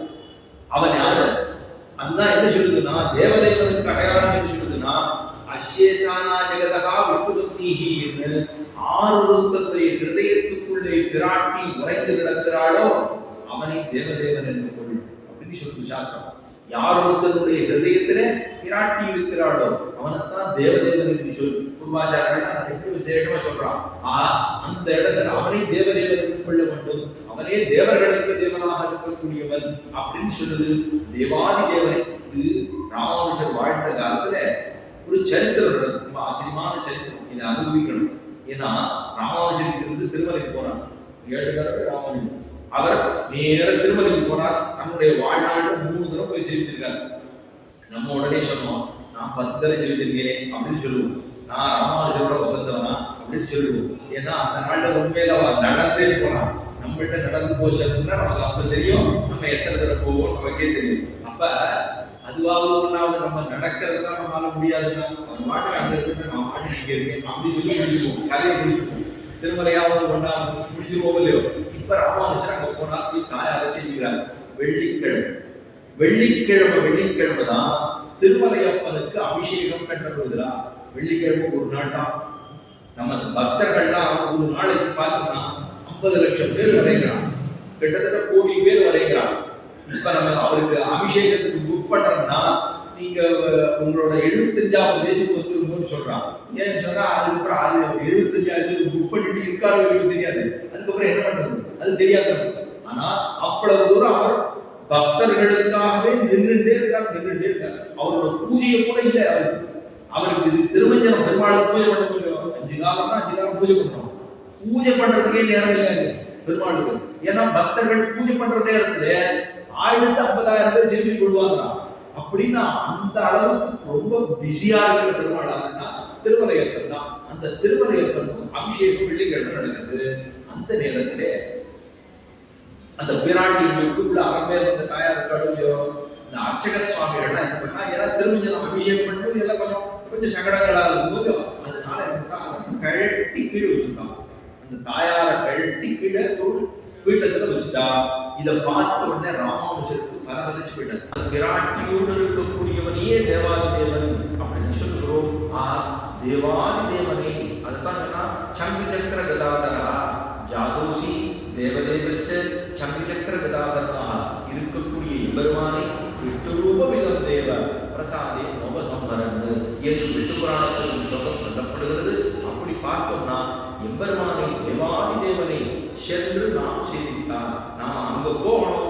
போய் எம்பெருமானை அவனுடைய, ஏன்னா அவன் எம்பெருமானம் ஒரு நாளும் மறந்து போவானே. அந்த எம்பெருமான் நமக்கு அவனை சேவிக்கிறதுக்கு மறந்து போயிட்டா கூட அவன் நம்மை ஒரு நாளும் மறப்பதே கிடையாது. இந்த ஒவ்வொருத்தரும் எனக்கு முக்கியம். நம்ம எல்லாம் என்ன நினைச்சிட்டு இருக்கோம்னா, நான் போய் பெருமாளை சேவிக்கிறேன் அப்படின்னு நினைச்சிட்டு இருக்கோம். ஆனா அவர் நம்மை அவருடைய சந்நிதிக்கு கொண்டு செல்வதற்கு எத்தனை தூரம் அவர் நம்மளை தாஜா பண்ணி மனசை மாற்றி கூட்டிட்டு போறாருங்கிறது அவருடைய முயற்சி தான் இருக்கிற நம்முடைய முயற்சியே கிடையாது. இப்போ எப்படி ஒண்ணுமில்லை, ஒரு பூனை இருக்கு, ஒரு தாய் பூனை இருக்கு, ஒரு குட்டி பூனை இருக்கு. இந்த குட்டி பூனைக்கு என்னால கவலை பண்ண, குட்டி பூனைக்கு கவலையே கிடையாது. இப்பதான் குட்டி போடுறதுன்னா பூனை வாயில கப்பிட்டு ஒவ்வொரு இடத்துக்கும் எடுத்து போயிடும். அது ஒரு நாளும் ஒரு காரியம் பண்ணாது. அந்த குட்டி பூனைக்கு கவலையே கிடையாது. அந்த குட்டி பூனைய இந்த வாயில கப்பி இங்கேருந்து அங்க போனோம்னா அங்க ஓடி போடும், அங்கேருந்து அங்க போனா அங்க போடும். அதுக்கு ஒரு நாள் கவலையே கிடையாது. நம்ம எல்லாம் குட்டி பூனை தான். பெருமாளும் அத்தனை காரியம் அவரே பண்ணிட்டு இவன் பண்ணலான்னு நம்ம மேல ஒரு பாலம் வச்சுக்கிறார். இவன் பண்ணிட்டா மத்தியா என்ன சேவிக்கிறதுக்கு என்னோட சந்நிதிக்கு வந்தானே அப்படின்னு அவர் நினைச்சுக்கிறார். இவ்வளவு தூரம் வந்து நம்ம பெருமாள் சேவிக்கிறதுக்கு வந்துட்டான்னு நினைச்சுக்கிறார். 1/10 ஆக்கி கொள்ளுகிறான் பெருமாள். ஒருத்தர் இருக்கா, ஒரு பெரிய வீடு வச்சிருக்கார். வீட்டுல வாசல் திண்ணை. இந்த திண்ணையில எப்போது ராத்திரி அவர் என்ன பண்ணுவார்னா கட்டு சீட்டுக்கிட்டெல்லாம் விளையாடுவார். ரொம்ப பணம் போடுறது ராத்திரி படுத்துவார். 11 மணி வரைக்கும் விளையாடிட்டு ராத்திரி போய் ஆளுக்கு படுத்துட்டார். 12 மணிக்கு யாத்திரிகர்கள் நிறைய பேர் வந்துருக்கா, திருவேந்திரம் போறதுலாம் வந்துருக்கா. வந்துட்டவா அங்க திண்ணை காலியாக ராத்திரி அங்க படுத்துட்டா. இந்த வீட்டுக்கு சொந்தக்காரருக்கு அவன் வந்தாலும் தெரியாது, தூங்கினாலும் தெரியாது, படுத்துட்டாலும் தெரியாது, இவருடைய திண்ணை உபயோகப்படுத்தினாலும் அவருக்கு தெரியவே தெரியாது. இப்ப பெருமாள் நினைச்சுக்கிறாரா? திருவள்ளியா பெருமாள் இல்லையா? அப்ப பெருமாள் நினைச்சுக்கிறாரா, என் பக்தர்கள் ஒதுக்குவதற்கு எனக்கு இடம் கொடுத்தான் அப்படின்னு நினைச்சுக்கிறார். இது அவருக்கே தெரியாது. அவருக்கு ஒருவேளை தெரிஞ்சிருந்தா தண்ணி போட்டு ஊத்தினாலும் ஊத்திருப்பாரு, படுத்துக்க கூடாதுன்றதுக்கா அது பண்ணாலும் பண்ணிட்டு தெரியாது. ஆனா பெருமாள் என்ன நினைச்சுக்கிறா, என்னுடைய பக்தன் என்னை சேர்த்து வந்ததற்காக வருகிற வழியிலே என் படுத்து தூங்குவதற்கு இடம் கொடுத்தான் அப்படின்னு பெருமாள் கணக்கு எழுதிச்சுக்கிறாரா. என் பக்தன் அப்படி பண்ணான். இன்னொரு என்ன பண்ணா, சன்னிதிக்குள்ள ஏதோ அவங்க வயல்ல மாடு மேய்ஞ்சிருச்சு. மாடு மேய்ஞ்சா அந்த மாட்டை துறக்கிறதுக்காக ஓடி வரான். அந்த மாடு பிரதட்சணமா கூட சுத்தல, அப்பிரதட்சணமா சுத்தி வருது. மாடு தெரியாது, பிரதட்சணமா சுத்தி வரணும் அப்படின்னு தெரியாது. அது அப்பிரதட்சணமா சுத்தி வருது, கோயிலை சுத்தி வருது. இவனும் பின்னாடியே குச்சி எடுத்து போறான். போற காலையில மாட்டை அடிப்பதற்காக குச்சியை எடுத்துக்கொண்டு போகிறான். அவன் அப்படியே சுத்தி வரான். பெருமாள் நினைச்சுக்கிறாரா, என்னுடைய கோவிலை பிரதட்சணம் பண்ணினான். அவன் பிரதட்சணமா பண்ணான், பிரதட்சணமே பண்ணல, அவன் அப்பிரதட்சணமா பண்ணிருக்கான், மாத்தி பண்ணிருக்கான். அதுவும் பண்ணது காரியம் என்ன, மாட்டடிக்கிறதுக்காக போயிருக்கான். இது தாழ்ந்த செயல். இதை பண்றபோது கூட பெருமாள் என்ன நினைச்சுக்கிறான், என் ஊரை சொன்னான், என் பேரை சொன்னான், என் அடியாருக்கு ஒதுங்க நெல் கொடுத்தாய், அவர்கள் விடாய் தீர்த்தாய் பெருமாள் நினைத்துக் கொள்ள வேண்டும் என்றால் நான் பண்ற ஒரு காரியத்தை பக்தா நினைச்சுக்கிறான் பெருமாள். அப்படி இருக்கக்கூடியவன் இந்த பக்தன் எதை வந்து சேவிக்கிறான் என்று நினைத்துக் கொள்ளுகிறானே தவிர அவன் நம்மளை படுகிற பாடுதான் உயர்த்தியா இருக்கிற நாம் அவனை கொண்டு சேவிக்கிறது ரொம்ப ஒன்றும் இல்லை. பிரணயித்தோம்னா இவன் போய் பெருமாளை சேவிக்கவில்லை என்றால் ஆர்த்த ரட்சணம், இந்த பக்தனை ரட்சிக்க வேண்டும் என்கிற எண்ணம் யாருக்கு நிறைய இருக்குன்னா எம்பெருமானிடத்திலே நிறைய இருக்கிறது. தேவாதி தேவனை சென்று நாம் சேவித்தால் ஆமா என்ன ஆராய்ந்து அருள் அப்படின்னா எம்பெருமானுடைய கிருபை கிடைக்க வேண்டும் என்று அவ்வாறு ஆராய்ந்து அருள் தேவனை நமக்கு கிருபை பண்ண வேண்டும் என்று பிரார்த்தித்த பாசுரம் தான் இன்றைய பாசுரம், 8வது பாசுரம். இப்ப மேல நமக்கு ஸ்ரீரங்க விமானம், அதாவது ஸ்ரீரங்க மகாத்மத்தை பற்றி சிரிக்க வேண்டும். அதுக்கு நேற்று வரைக்கும் சிவன் சொல்லுகிறார், வசிஷ்டரின் சொல்படி இக்ஷாகு தன் பத்தினியோடு கூட தவம் செய்தான். இக்ஷாகு ராஜா தவம் பண்றார், தவம் முடிகிறார். அப்ப அவனுடைய தவத்தை கெடுப்பதற்காக அது வரது தெரியுமா, அவர் இந்திரன் அப்சரஸ்திகளை எல்லாம் அனுப்பி மன்மதனையும் அனுப்பி இவனுடைய தபச கலைச்சொல்லும். அப்படின்னு இந்திரன் அப்சரஸ்திகளை அனுப்பிச்சு மன்மதன் அனுப்பிச்சு இவரோட தபஸ் இக்ஷாகு ராஜாவுடைய தபசை கெடுக்க வேண்டும் என்று அனுப்பிச்சார். அதையெல்லாம் மீறி இவர் தபஸ் பண்ணிட்டே இருக்கார். அப்பதான் சொல்றார், அந்த ஸ்திரீகளுக்கும் மன்மதனுக்கும் பிரியமாக இந்த இக்ஷாகு என்ன பண்ணார், அதிதி பூஜை பண்றாரா. நீங்கள்லாம் என்ன பார்க்க வந்த விருந்தாளிகள், உங்களுக்கு நான் வந்து அதிதி பூஜை பண்றேன்னு சொல்லிட்டு பண்றாளா. அவன் அனுப்பிச்சது இதுக்கு இவரோட தவத்தை கெடுக்கிறதுக்கா. ஆனா இவர் என்ன பண்றார், அதிதி பூஜை பண்ணிட்டா அவன் என்ன பண்ணுவா, அப்புறம் அதை வாங்கிட்டு போக வேண்டியதானே. அப்ப மன்மதன் இக்ஷாகுடைய நெட்டைக்கு வியந்து இவர் இவ்வளவு தன்னுடைய இந்திரியங்களை கட்டுக்குள்ள வச்சிருக்காரு என்று சொல்லிட்டு ஆச்சரியப்பட்டு போய், ராஜனே நீ இந்திரியங்களை ஜெயித்தவனாகிறார், இந்திரியங்கள் எல்லாம் நீ ஜெயித்தவனாக இருக்கிறார். நான் இதுவரையில் எந்த ரிஷியாலும் தோல்வி அடையவில்லை. இதுவரைக்கும் நான் எங்கெல்லாம் போனேனோ எல்லா இடத்தையும் ஜெயிச்சுட்டு அவருடைய தபசை கலைச்சுதான் பண்ணிருக்கிறேன். உன்னிடத்திலே நாம் தோற்றோம் அப்படின்னு ஒத்துக்கிட்டான். அதுக்கப்புறம் அப்படின்னு சொல்லி தேவர்களிடத்திலும் எல்லாவற்றையும் தெரிவித்தான் மன்மதன். இக்ஷாகு திரும்பவும் தபஸ் பண்ண ஆரம்பிச்சான். திரும்பவும் இது முடிஞ்சு திரும்ப ஒரு தபஸ் பண்ண ஆரம்பிச்சார். இந்திரன் ஐராவதங்கிற யானை, அந்த யானை மேல ஏறி வந்தான். இக்ஷாகு அவனுக்கும் அதிதி பூஜை பண்ணினான். இந்திரன் வந்தார், இந்திரனுக்கு அதிதி பூஜை பண்ணார். இந்திரன் இக்ஷாகுக்கு வஜ்ராயுதத்தை வீச இக்ஷாகு விஷ்ணு சக்கரத்தை தியானித்தான். அந்த ஐராவதற்கு மேல ஏறி இவர் வஜ்ராயுதத்தை விடுறார். இந்திரன் தபச கலைக்கணுங்கிறதுக்கா. அப்பவும் இக்ஷாகு என்ன பண்ணார், பெருமானுடைய விஷ்ணு சக்கரத்தை நினைத்துக் கொண்டு தியானித்தபடியினாலே சக்கராயுதத்தினால் வஜ்ராயுதம் சக்தி இழந்து போய் அதுக்கப்புறம் இந்திரன் பிரம்மாவிடம் போய் யாவற்றையும் தெரிவித்தான். இந்திரன் போய் பிரம்மாட்ட போய் சொல்றார், இந்த மாதிரி அவர் தபஸ் பண்றாரா, இந்த தபசை என்னால கலைக்க முடியல அப்படின்னு சொன்னார். இதெல்லாம் பிரம்மா தம்முடைய 8 கண்களையும் தியானித்து அவர் எல்லாரையும் தெரிவித்தார். இக்ஷாகுடைய மனம் என்ன, அவன் என்ன செய்யறதுக்காக இந்த தபஸ் பண்றான். பகவான் தன்னுடைய ரங்க விமானம் தாங்கிட்ட வரணுங்கிறதுக்காக தான் இவ்வளவு தபசு பண்ணிட்டு இருக்கார். அதனால இக்ஷாகு ஸ்ரீரங்க விமானத்தை பெறுவதற்காக தவம் செய்கிறான் என்று தெரிந்து மனம் தனக்கு விமானத்தினிடம் போனார். அப்பொழுது ரங்கநாதன் பிரம்மாவுக்கு ஒன்று சொல்றார், என்ன தியானம் பண்ணி தான் இவர் தபஸ் பண்ணிட்டு இருக்கா அப்படின்னு சொல்லிட்டு, பிரம்மதேவரே நீ வருந்த வேண்டாம், நான் முன்னதாகவே நிச்சயித்து விட்டேன். என்ன பண்ணணும்னு நினைச்சேன், நான் இப்பொழுது அயோத்திக்கு போகிறேன். நான் அயோத்திக்கு போய் இவர் தபஸ் பண்ண ஆரம்பிச்சுட்டா, இனிமே நான் அந்த தான் போயாகணும். அங்கே 4 சதுர்யுகம், 4 சதுர்யுகம். ஒரு சதுர்யுகம்னு சொன்னா காலகணக்கு 43,20,000 ஒரு சதுர்யுகம் கணக்கு வருஷம். 43,20,000 4,32,000 வருஷம் இந்த கலியுகத்துடைய மொத்த காலம். இதை 2ஆவது பிரிக்கினா துவாபரயுகம், இதை 3ஆவது பிரிக்கினா திரேதாயுகம், இதை 4ஆவது பிரிக்கினா கிருத்தயுகம். 4ஐயும் சேர்த்து கூட்டினோம்னா 43,20,000 வருஷ காலம் வரும். இது ஒரு சதுர்யுகம். இந்த ஒரு சதுர்யுகம்னு சொன்னா பிரம்மாவனுடைய ஒரு நாள். இதை போல 1000 வருஷம், அதை போல 100 அவ்வளவு ஆயுசு. அப்ப எத்தனை சொல்றா, 4 சதுர்யுகங்கள். என்ன பண்ணுவேன், ரகுவம்சம் அந்த இக்ஷ்வாகு குலத்திலே சூரிய குலத்தில் இருக்கக்கூடிய அரசர்களாலே நான் பூஜிக்கப்படுவேன். பெருமாள் சீர பெருமாள் சொல்றார். அத ரகுவம்சம் சக்கரத்தரசர்களால் ஆராதிக்கப்பட்ட பிறகு சோழராஜாக்களால், அதுக்கப்புறம் சொல்றார், சோழராஜாக்களால் ரட்சிக்கப்படும் காவேரி பிரதேசத்தில் சந்திரபுஷ்கரணி கரையில் சயனித்திருப்பேன். அதுதான் இருக்கிறது. 4 சதுர்யுகங்கள் அப்படி இருந்துட்டு, அதுக்கப்புறம் சோழராஜா யார் அவர் அப்படின்னா தர்மவர்மான்னு ஒரு ராஜா இருந்தார். இவர் இதுக்கு பின்னாடி நடந்தபோது இவரை இங்கேருந்து அவருக்கு அழைப்பு கொடுக்கிறார். அங்க நடக்க பொழுது பெருமாள் ஏற்றுக்கிறார். இங்க வான்னு சொல்லி இந்த தர்மவர்மாவான ராஜாவான அயோத்தியா பட்டணத்துக்கு போகிறான். போய் அவன் இந்த பெருமாளை சேவிச்சு அவன் தியானம் பண்ண ஆரம்பிச்சான். அது கதை பின்னாடி வரும்போது இப்போ அந்த புஷ்கரணி கரையிலே காவேரி தீரத்திலே சோழராஜாக்களால் நான் பிரதிஷ்டை பண்ணப்படுவேன். அங்கே 7 மன்வந்தரம் இருக்கு. இந்த மன்வந்தரம் ஒவ்வொருக்கும் ஒவ்வொரு மன்வந்தரம் உண்டு. அந்த 7 மன்வந்தரம் வரையில் இருந்து சாயங்காலத்தில் உம்மிடம் வருகிறேன் அப்படின்னா இவருக்கு அடுத்த நாள்னு அர்த்தம். அவ்வளவுதான் கணக்கு. அத்தனை தூரம் சாயங்காலத்தில் உம்மிடம் வருகிறேன் என்று இதே விமானத்தில் இந்த விக்கிரகத்தையே போய் வருகிறேன். இந்த விமானத்துல இந்த திருமேனியோடய நான் போறேன் அப்படின்னு சொல்லிட்டு, பிறகு நீ என்னை பூஜிக்கலாம், அதுக்கப்புறம் என்ன நீ பூஜிக்கலாம் என்று சொல்லி திடீய பராட்டத்தின் முடிவில் நான் உமக்கு முக்தி கொடுக்கிறேன். யாருக்கு, பிரம்மாவுக்கு நான் உனக்கு முக்தி கொடுக்கிறேன்னு பெருமாள் பிரம்மாவிடத்திலே உபதேசம் பண்ணுகிறார். அப்ப ஒரு இடத்துல ஒரு பூஜை பண்ணணும் அப்படின்னு சொன்னோம்னா அந்த பூஜைக்கு 5 காலத்திலும் பூஜை பண்ண வேண்டும். அரோகர் வீதியில இருக்கு, கோயில் இருக்கு அப்படின்னு சொன்னா அரோகர் போயிட்டாருன்னா அன்னைக்கு ஒரு நாள் பூஜை பண்ண முடியாது. ஒரு நாள் பூஜை பண்ணா அவளை எடுத்து காரியம் முடிக்கிற வரைக்கும் ஒன்றும் பண்ண முடியாது. அதுக்கப்புறம் எது பண்ணணும்னா அதுக்கு புண்ணியாவாசனம் பண்ணணும்.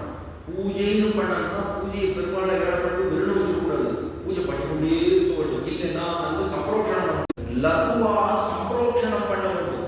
ஒரு ஜந்து ஒரு தாண்டு விழுதுன்னா அது பெருமாளுக்கு அது அந்த சாநியத்தை குலைக்கும். அதுதான் அதுக்கு சம்பரோஷணங்களை பண்ண வேண்டும். இதெல்லாம் சொல்றது 7ஆவது அத்தியாயத்திலே சொல்லப்பட்டுள்ளது. மேலே சொல்றார் 8ஆவது அத்தியாயத்தில் சொல்றது ரங்க விமானம் காவேரி தீர்த்தத்துக்கு வந்த விவரம். காவேரி தீர்த்தத்துக்கு எப்படி வந்தது, இக்ஷ்வாகு ரங்க விமானத்தை பெற்றுக்கொண்டு அயோத்தியா சேர்த்து நகரத்தின் உலகில் அந்த வடக்கிலே அரை கோஷ புருஷம் சரைமுனி கரையில் தமசானனுக்கு மத்தியில் தெற்கு முகமாக பிரதிபிப்பித்தான். அங்க போய் பெருமாள் ரங்க விமானத்தை அயோத்தியாவை பிரதிஷ்டாரம் பண்ணலாம். அப்போ அநேகம் பிராமணர்களாலும் அர்ச்சகர்களாலும் பரிச்சாரகர்களாலும் தேவ தத்துவம் அறிந்தவர்களாலும் நகரத்தை நிரப்பி வைத்தான். அந்த பெருமாளை பூஜை பண்ணுவாங்க. அதுக்கு பிராமணர்களை கூட்டு வந்து அர்ச்சகர்களை கூட்டு வந்து பெருமாளுக்கு பிரசாதங்கள்லாம் சமர்ப்பிக்கணும். அதுக்கு பரிச்சாரக சுவாமிகளை எல்லாம் கூப்பிட்டு கொண்டு வந்து எல்லாரையும் ஞானம் நிறைய வேத வித்துக்களை எல்லாம் கூட்டு வந்து அந்த அயோத்தியா பூர்வ பயணத்தை நிரப்பி வச்சு இதெல்லாம் நித்திய நைத்திக உற்சவங்கள், நிறைய உற்சவங்கள். பெருமாளுக்கு எழுதுள்ள பண்ணி வச்சுட்டா போன முடியாது. பெருமாளுக்கு உற்சவம் இருக்கு. ஒவ்வொரு வாழும் நித்தியமான திருவாராதனை இருக்கு. அதுக்கப்புறம் பக்ஷ உற்சவம், ஒவ்வொரு பட்சத்துக்கும் உற்சவம். அமாவாசைனா அபிஷேகம் நடக்கணும். அப்ப ஒவ்வொரு காலத்துக்கும் ஒரு பட்சத்துக்கு ஒண்ணு, மாசத்துக்கு ஒண்ணு, வருஷத்துக்கு ஒண்ணு, காலத்துக்கு ஒண்ணு, இப்படின்னு ஒவ்வொரு ருதுவுக்கும் ஒவ்வொரு உற்சவம். அப்ப அந்த உற்சவங்கள் எல்லாம் செய்து பங்குனி மாசம் உத்தர நட்சத்திரத்திலே உற்சவ அபிவிருத்தியும் செய்தான். இதெல்லாம் பங்குனி மாசத்துல அதுதான் பிரம்மோற்சவம். பங்குனி பிரம்மோற்சவம் திருவரங்கத்தில் பங்குனி மாசம் பிரம்மோற்சவம் நடக்கும். அது இக்ஷாவுக்கு பிறகு அவருடைய வம்சத்தர்களாலே 4 சதுர்யுகம் கூடிய ரங்கநாதன் ஆராதிக்கப்பட்டான். 4 சதுர்யுகம் இக்ஷாகு ராஜாவுக்கு அப்புறம் அந்த அரசர்களாலே பூஜிக்கப்பட்டவன் பெருமாள். 5ஆம் சதுர்யுகத்தின் திரேதாயுகத்தில் தசரத சக்கரவர்த்தி புத்திரனை பெறுவதற்காக புத்திரகாமேட்டியாக பண்ணினார். அப்ப யாகத்துக்காக எல்லா ராஜாக்களும் வந்திருந்தான். அப்பதான் சொல்றா, சோழ தேசத்தை ஆண்ட தர்மவர்மாங்கிற ராஜா, அந்த தர்ம ராஜாவுக்கு தசரத சக்கரவர்த்தியால அழைப்பு கொடுக்கப்பட்டது. நீருவார் அப்படின்னு அங்க இருக்கிறவன் வடக்க இருக்கிறவன் தெற்க வந்து சோழ ராஜாவுக்கு பத்திரிகை கொடுத்துருக்கான். கொடுத்துட்டு நீ வா அப்படின்னு சொன்னா அங்கே அழைக்கப்பட்டு யாகத்துக்கு வந்தபோது ஸ்ரீரங்க விமானத்தை தரிசித்தான். யாரு? சோழராஜா. தர்மவர்மா அயோத்தியாவோட போய் ஸ்ரீரங்க விமானத்தை சேவிச்சார். சேவிச்ச உடனே ரங்கநாதனுக்கு நடந்த பூஜையில் தசரத சக்கரவர்த்தியினுடைய யாகத்தினுடைய சிறப்பு அஸ்வமேத யாகமே பண்ணார். அயோத்தியா நகரத்தினுடைய ஐஸ்வர்யம், அயோத்தியா எவ்வளவு என்பதை பார்த்து இக்ஷ்வாகு தவம் கிடந்து பெற்ற ரங்க விமானத்தின் மகிமையானோ இங்கு இத்தனை செழிப்பு உண்டாயிற்று. ஸ்ரீரங்க விமானத்தை பிரார்த்தனை பண்ணி தபஸ் பண்ணினா இவன் பெற்றிருக்கா, அதனால இவ்வளவு வசதியா நடந்துருக்கு அப்படின்னு நினைத்து நானும் தவம் செய்கிறேன், நானும் தவம் பண்ண போறேன் என்று போக மோட்சங்களை கொடுக்க வல்ல இந்த விமானத்தை பிறகு பெற வேண்டும். நான் அவர் தபஸ் பண்ணிதான் இந்த விமானம் வைத்தார், நானும் தபஸ் பண்றேன் அப்படின்னு சொல்லி அந்த தபஸ் பண்ண வேண்டும் என்று நினைவு சோழராஜாவான தர்மவர்மாவுக்கு ஏற்பட்டது என்று நிச்சயித்து யாரும் முடிந்தவுடன் தன் தேசம் திரும்பிக்கு வந்து சந்திரபுஷ்கரணி தீரத்திலே தபஸ் செய்ய ஆரம்பித்தார். சந்திரபுஷ்கரணி தீரத்திலே வடக்கு வாசலிய உள்ளவங்கன்னா பெரிய புஷ்கரணி, அதுக்கு சந்திர புஷ்கரணி பேர்.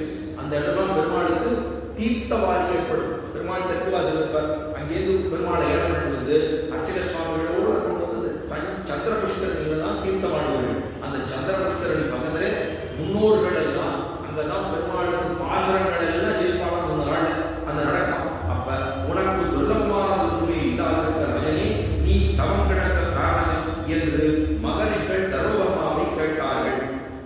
தர்மவர்மா, உனக்கு ஒரு கட்டமே இருக்கா, நீ தவம் பண்ணிருக்க அப்படின்னு கேட்டோம். அது சொன்னா தர்மவர்மா, பகவானுடைய ஸ்வயம்பத்த ஸ்தானமாக இருக்கக்கூடிய ஸ்ரீமது ரங்கத்தை என்னுடைய புண்ணிய கர்மங்களால் கொண்டு வர விரும்புகிறேன். என்னுடைய புண்ணிய கர்மாவாலே ஸ்ரீரங்கம் சொல்லப்படுகிற விமானத்தை நான் இங்கே கொண்டு வர விரும்புகிறேன்.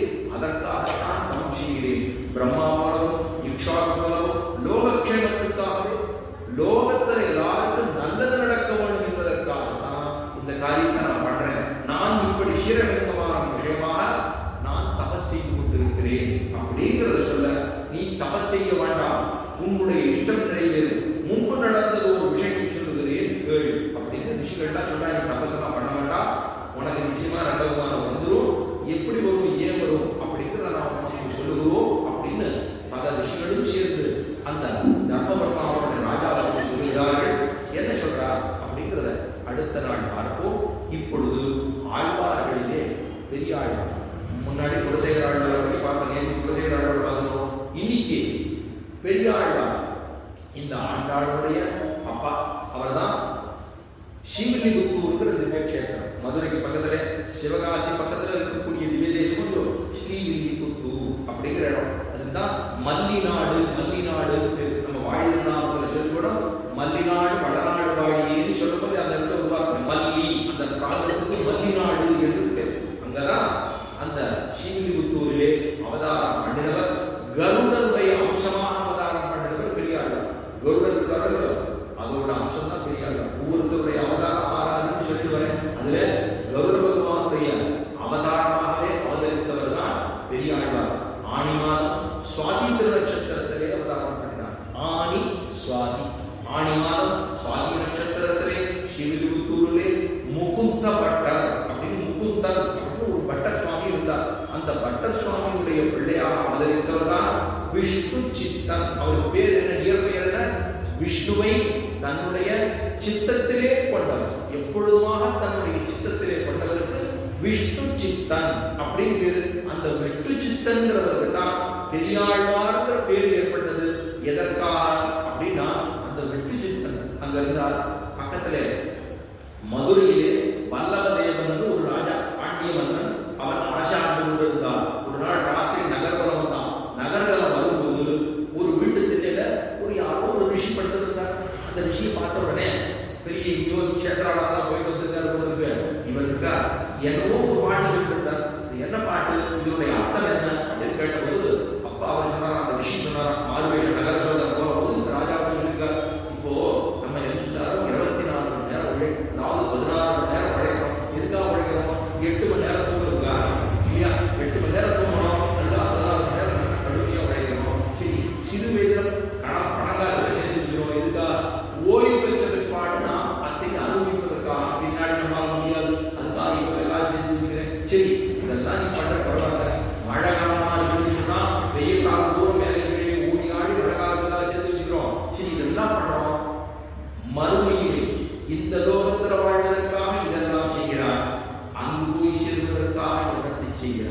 அப்படிங்கிறது தான் இந்த கேள்வியினுடைய அர்த்தம் அப்படின்னு சொன்னாரா அந்த ரிஷி. அப்பதான் வல்லவ தேவருக்கு சரி யாரை நோக்கி பிரார்த்திப்பது, பரம் அப்படின்னு சொல்லுவார். பரதேவதை என்பவன் யார், யாரு பரதத்துவம் அவனை தெரிந்து கொண்டாரனோ அவனிடத்திலே நாம் உபாசனை பண்ணார். அதுக்காக அந்த பரலோகம் பரத்துவம் யாரு, யார் என்பருவான் அப்படிங்கிறத யோஜனை பண்ணவனும் அதை விசாரணை பண்ணவனும் என்பதற்காக வல்லவ தேவனானவன் ஒரு அரசவையை கூட்டினான்.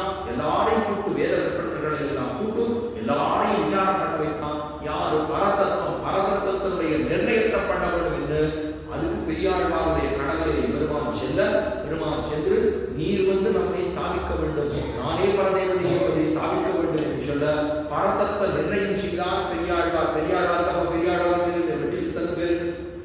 அப்போ பெருமாள் பார்த்தார், இவர் ஆன மேல ஏற்றி அந்த ராஜா என்ன பண்ணா ஆன மேல ஏற்றி பெரிய அவருக்கு விழா ஏற்பாடு பண்ணி எல்லாம் வீதி வரம் வர வச்சா. அப்பதான் அவர் தாளம் போட்டு பெருமாளை பாடியே இருக்கார். இதை பார்க்கறதுதான் பெருமாள் கருடவாகனா ஊன்றனாக நேரம் ஒன்றா பெருமாள் இவருக்கு காட்சி கொடுக்கலாம் விட்டு தந்து மேல வருது. அப்ப அவர் மேல பெருமாள் கருடவாகனா ஊன்றனாக வந்து இவர் சேவை சாதிக்கிற பெருமாளை நம்ம எல்லாம் பார்த்தோம்னா பெருமாளை சேவிக்கும் உடனே பெருமாளை இது எல்லாம் இது விடு பெரிய லிஸ்டே போட்டு பட்டியலே போட்டு வச்சிருப்போம். பெருமாளை இது ஃபர்ஸ்ட் ப்ரையாரிட்டி, இது செகண்ட் ப்ரையாரிட்டி எல்லாம் போட்டு வச்சு பெருமாளை எழுதுவோம். இவர் பெரியாழ்வாருக்கு முன்னாடி பெருமாள் பிரத்யட்சமா வந்த போது அவர் என்ன பண்ணார், பெருமாள் இந்த லோகம் இவ்வளவு கொடூரமான லோகமா இருக்கு, இந்த நேரத்துல நீ போய் எல்லாரும் தெரிகிற மாதிரி நீ வந்து உனக்கு திருஷ்டி தோஷம் போட்டா என்ன சொன்னாராம் பெரியாள். பெருமாளுக்கு ஏன் திருஷ்டி தோஷம் போட்டா, நமக்கு தான் சின்ன குழந்தையா ஒரு குழந்தை கஷ்டப்பட்டு இருக்குன்னா வெளியே போனாங்க திருஷ்டி தோஷம் போட்டு நல்லா கருப்புல பெரிய மைய போட்டு இதுக்கு இதெல்லாம் சுற்றி சாப்பாடு போட்டு சுண்ண போய் எல்லாம் வந்து போய் உட்காந்து அப்படின்னு அந்த குழந்தைக்கு சொக்கா எல்லாம் போட்டு உள்ளுக்குள்ள உட்காந்து வச்சுக்கோ. ஆனா பகவானுக்கு திருஷ்டி தோஷம் ஏற்படும் என்ற ஒரு பரிவு ஏற்பட்டது யாரு தெரியுமா, மற்ற ஆழ்வார்களுக்கு அது ஏற்படவில்லை. ஆனா இந்த விஷ்ணு சித்தன்கிற இவருக்கு தான், இவருக்கு சேவை சாதிக்கிறது தான் வந்து பெருமாளை சேவிச்சா எவ்வளவு அழகா எவ்வளவு ஆனந்தமா எனக்கு சேவை சாதிக்கிற ஜெகஜோதியா இருக்கேன். பெருமாளை சேவிச்சுட்டு அவர் கேட்க வேண்டியது கேட்கறது விட்டு உனக்கு என்ன ஆயிடுமோ தெரியலையே, இவ்வளவு இந்த கொடுமையான காலத்துல நீ போய் இப்படி வரலாமா அப்படின்னு அவர் பாவித்தார். அந்த பாவம் அந்த ஆழ்வார்களுக்கு வரல, இவருக்கு தான் வந்தது. அதனாலதான் மங்களாசாசனத்தில் மத்துள்ள ஆழ்வார்கள் தங்கள் ஆர்வத்தளவு ஆனி பொங்கும் பரிவாரில் இருந்து ஒரு பட்டப்பெயராக தான் பெரியாழ்வார் என்று பெயர். பெரியாழ்வாருக்கு அவருக்கு ஏன் பேர் வந்ததுன்னா மற்ற எல்லாரும் பெருமாளை பாடும்போது மங்களாசாசனத்தில் மத்துள்ள ஆழ்வார்கள் என்ன பண்ணா தங்கள் ஆர்வத்தளவு தானன்றி தங்களுக்கு வேண்டியதான மோட்சத்தை பெற்றுக் போந்தார்களே தவிர இந்த பெரியாழ்வார் ஒருத்தர் தான் பொங்கும் பரிவு. மற்ற ஆழ்வார்களுக்கு பரிவு இருந்தது. பெருமான் நேரே வந்தபோது மோட்சத்தை பிரார்த்தித்தார். ஆனா பெரியாழ்வார் ஒருத்தர் தான் என்ன பண்ணார், உனக்கு என்ன நேர்ந்து விடுமோ பாவித்தாரோ. அதனால்தான் இவருக்கு பொங்கும் பரிவு. மற்ற ஆழ்வார்களுக்கு வெறும் பரிவு தான், இவருக்கு பொங்கும் பரிவு இருந்தது. ஆகையினாலே இவரை என்ன சொல்றோம், பெருமாளை நம்ம எல்லாம் பார்த்தோம்னா பெருமாளை சேவிக்கும் உடனே பெருமாளை எனக்கு எல்லாம் இது பெரிய லிஸ்டே போட்டு பட்டியலே போட்டு வச்சிருப்போம். பெருமாளை இது ஃபர்ஸ்ட் ப்ரையாரிட்டி, இது செகண்ட் ப்ரையாரிட்டி எல்லாம் போட்டு வச்சு பெருமாளை எழுதுவோம். இவர் பெரியாழ்வாருக்கு முன்னாடி பெருமாள் பிரத்யட்சமா வந்த போது அவர் என்ன பண்ணார், பெருமாள் இந்த லோகம் இவ்வளவு கொடூரமான லோகமா இருக்கு, இந்த நேரத்துல நீ போய் எல்லாரும் தெரிகிற மாதிரி நீ வந்து உனக்கு திருஷ்டி தோஷம் போட்டா என்ன சொன்னாராம் பெரியாள். பெருமாளுக்கு ஏன் திருஷ்டி தோஷம் போட்டா, நமக்கு தான் சின்ன குழந்தையா ஒரு குழந்தை கஷ்டப்பட்டு இருக்குன்னா வெளியே போனாங்க திருஷ்டி தோஷம் போட்டு நல்லா கருப்புல பெரிய மைய போட்டு இதுக்கு இதெல்லாம் சுற்றி சாப்பாடு போட்டு சுண்ண போய் எல்லாம் வந்து போய் உட்காந்து அப்படின்னு அந்த குழந்தைக்கு சொக்கா எல்லாம் போட்டு உள்ளுக்குள்ள உட்காந்து வச்சுக்கோ. ஆனா பகவானுக்கு திருஷ்டி தோஷம் ஏற்படும் என்ற ஒரு பரிவு ஏற்பட்டது யாரு தெரியுமா, மற்ற ஆழ்வார்களுக்கு அது ஏற்படவில்லை. ஆனா இந்த விஷ்ணு சித்தன்கிற இவருக்கு தான், இவருக்கு சேவை சாதிக்கிறது தான் வந்து பெருமாளை சேவிச்சா எவ்வளவு அழகா எவ்வளவு ஆனந்தமா எனக்கு சேவை சாதிக்கிற ஜெகஜோதியா இருக்கேன். பெருமாளை சேவிச்சுட்டு அவர் கேட்க வேண்டியது கேட்கறது விட்டு உனக்கு என்ன ஆயிடுமோ தெரியலையே, இவ்வளவு இந்த கொடுமையான காலத்துல நீ போய் இப்படி வரலாமா அப்படின்னு அவர் பாவித்தார். அந்த பாவம் அந்த ஆழ்வார்களுக்கு வரல, இவருக்கு தான் வந்தது. அதனாலதான் மங்களாசாசனத்தில் மத்துள்ள ஆழ்வார்கள் தங்கள் ஆர்வத்தளவு ஆனி பொங்கும் பரிவாரில் இருந்து ஒரு பட்டப்பெயராக தான் பெரியாழ்வார் என்று பெயர். பெரியாழ்வாருக்கு அவருக்கு ஏன் பேர் வந்ததுன்னா மற்ற எல்லாரும் பெருமாளை பாடும்போது மங்களாசாசனத்தில் மத்துள்ள ஆழ்வார்கள் என்ன பண்ணா தங்கள் ஆர்வத்தளவு தானன்றி தங்களுக்கு வேண்டியதான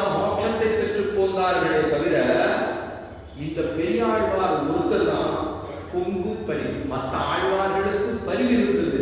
பெருமான் நேரே வந்தபோது மோட்சத்தை பிரார்த்தித்தார். ஆனா பெரியாழ்வார் ஒருத்தர் தான் என்ன பண்ணார், உனக்கு என்ன நேர்ந்து விடுமோ பாவித்தாரோ. அதனாலதான் இவருக்கு பொங்கும் பரிவு. மற்ற ஆழ்வார்கள் வெறும் பரிவு தான், இவருக்கு பொங்கும் பரிவு இருந்தது.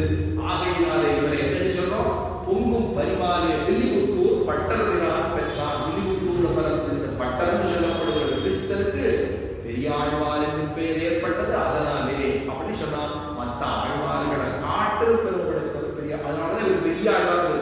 முதலாழ்வார்கள் பெரியாழ்வார்தான் முதல்ல பெரியாழ்வார் சொல்லிடுறோம். காலத்துல பார்த்தா அவர் தான் பெரியவர்.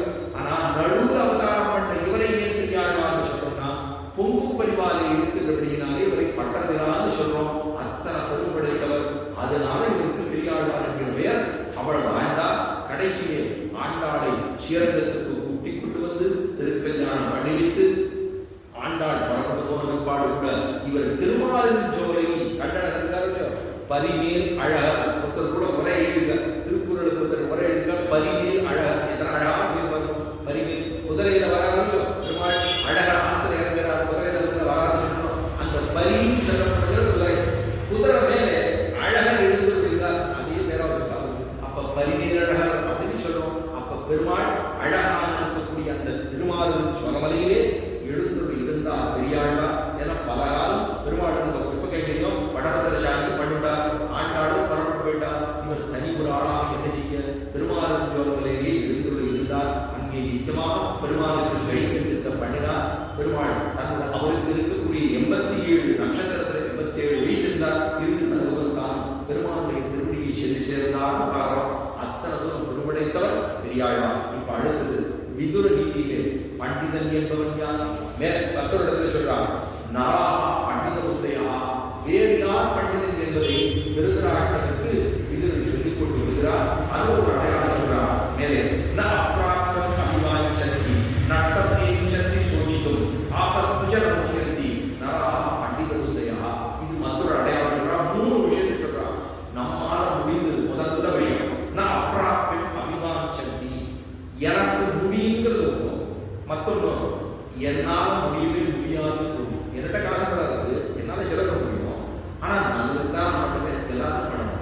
திருக்கோயில் உட்கார்ந்து அப்ப என்னால் முடியும், ஆனா நான் பண்ண விரும்பவில்லை. ஏன் காரணத்துக்காக அப்படிங்கிற ஒரு புத்தி இருக்கக்கூடியவனை பண்டிதன் என்று சொல்கிறோம். ஏன்னா பாத்திரம் அறிந்து பிச்சைகளை ஒரு பாத்திரம் பாத்திரம் பார்த்து போடணும்.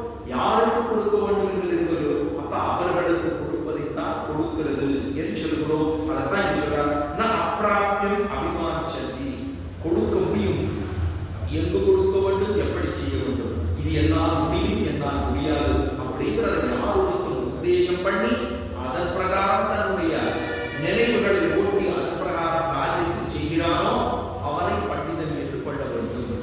எதை சொல்றார்? நட்டம் நீச்சத்தி சூழ்ச்சித்தும். ஒரு இடத்துல ஒரு கட்டகாலம் வந்து சொன்னா உடனே முடிஞ்சு போய் விழுந்து இவன் அதை பக்கமே போமாட்டேன்னு சொல்லி விடக்கூடாது. ஒரு இடத்துல நம்மளே பார்க்கிறோம், லோகத்தை பார்த்தோம்னா கை கால் இல்லாதவர்கள் கூட, கண் இல்லாதவர்கள் கூட, இப்படி அவயவங்கள்ல தோஷங்கள் இருக்கக்கூடியவர்கள் கூட தன்னால் ஆன காரியத்தை பண்ணி தன்னுடைய வாழ்க்கையை நிலைநிறுத்திக் கொள்கிறார்கள். அது போல நமக்கு மனதுல பலம் இருக்க வேண்டும். மனோபலம் அப்படிங்கிறது தான். மனத்துல பலம் இருந்ததுன்னா என்ன காரியம், ஆனா அந்த மனசுல மட்டும் பலம் இல்லை என்று சொன்னால் நம்மால் தக்க ஒரு நாளும் செய்ய முடியாது. அதான் சொல்றாங்க நட்டம் சக்தி சூழ்ச்சித்தும். நட்டம் ஏற்பட்டு விட்டது, கஷ்டம் ஏற்பட்டு விட்டது, அதனாலே நான் இந்த பக்கமே வரப்போவதில்லை என்று ஒரு நாள் நினைத்துக் கொள்ளாமல் யார் இருக்கின்றானோ அவனே பண்ணி அப்படின்னு 2வது சொல்றார். 3வது சொல்றார் ஆபஸ்துஜனமுகி. ஆபத்து காலம் நடக்கிற போது கூட பகவான் மேலே இருக்கக்கூடிய பக்தியால் பெருமானிடத்துல பக்தி ஒன்று இருக்குதுன்னா ஆபத்துன்னு சொன்னா ஒரு நாள் யாரும் பயப்படாது.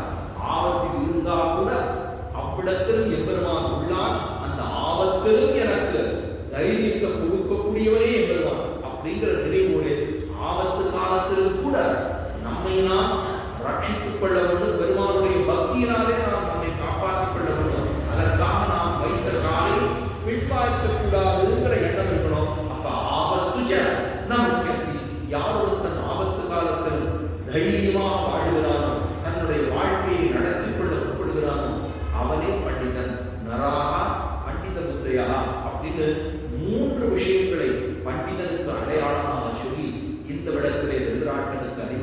கொடுத்தார் விதுரன் அப்படிங்கிறதோட இன்றைய தினத்தில் இந்த பாசுரத்தினுடைய அர்த்தத்தை ஆழ்வாருடைய பாசுரத்தையும் சொல்லி நினைவுறுத்துகிறேன். இப்பொழுது பாசுர அனுசந்தானம். ஏழ்வார் வெள்ளம் செல்வி ஏழு தெய்வான் பரந்தராம் எக்குள்ள வெள்ளைகளும் புவான் போதினாரை புகாமல் காத்து உன்னை கூவான் வந்திருந்தோம் ஒரு தரமுடைய பாபா எழுந்திராய் மாடிப்பறை கொண்டதோ அவாய் வளர்ந்தானை வந்தரை மாட்டிய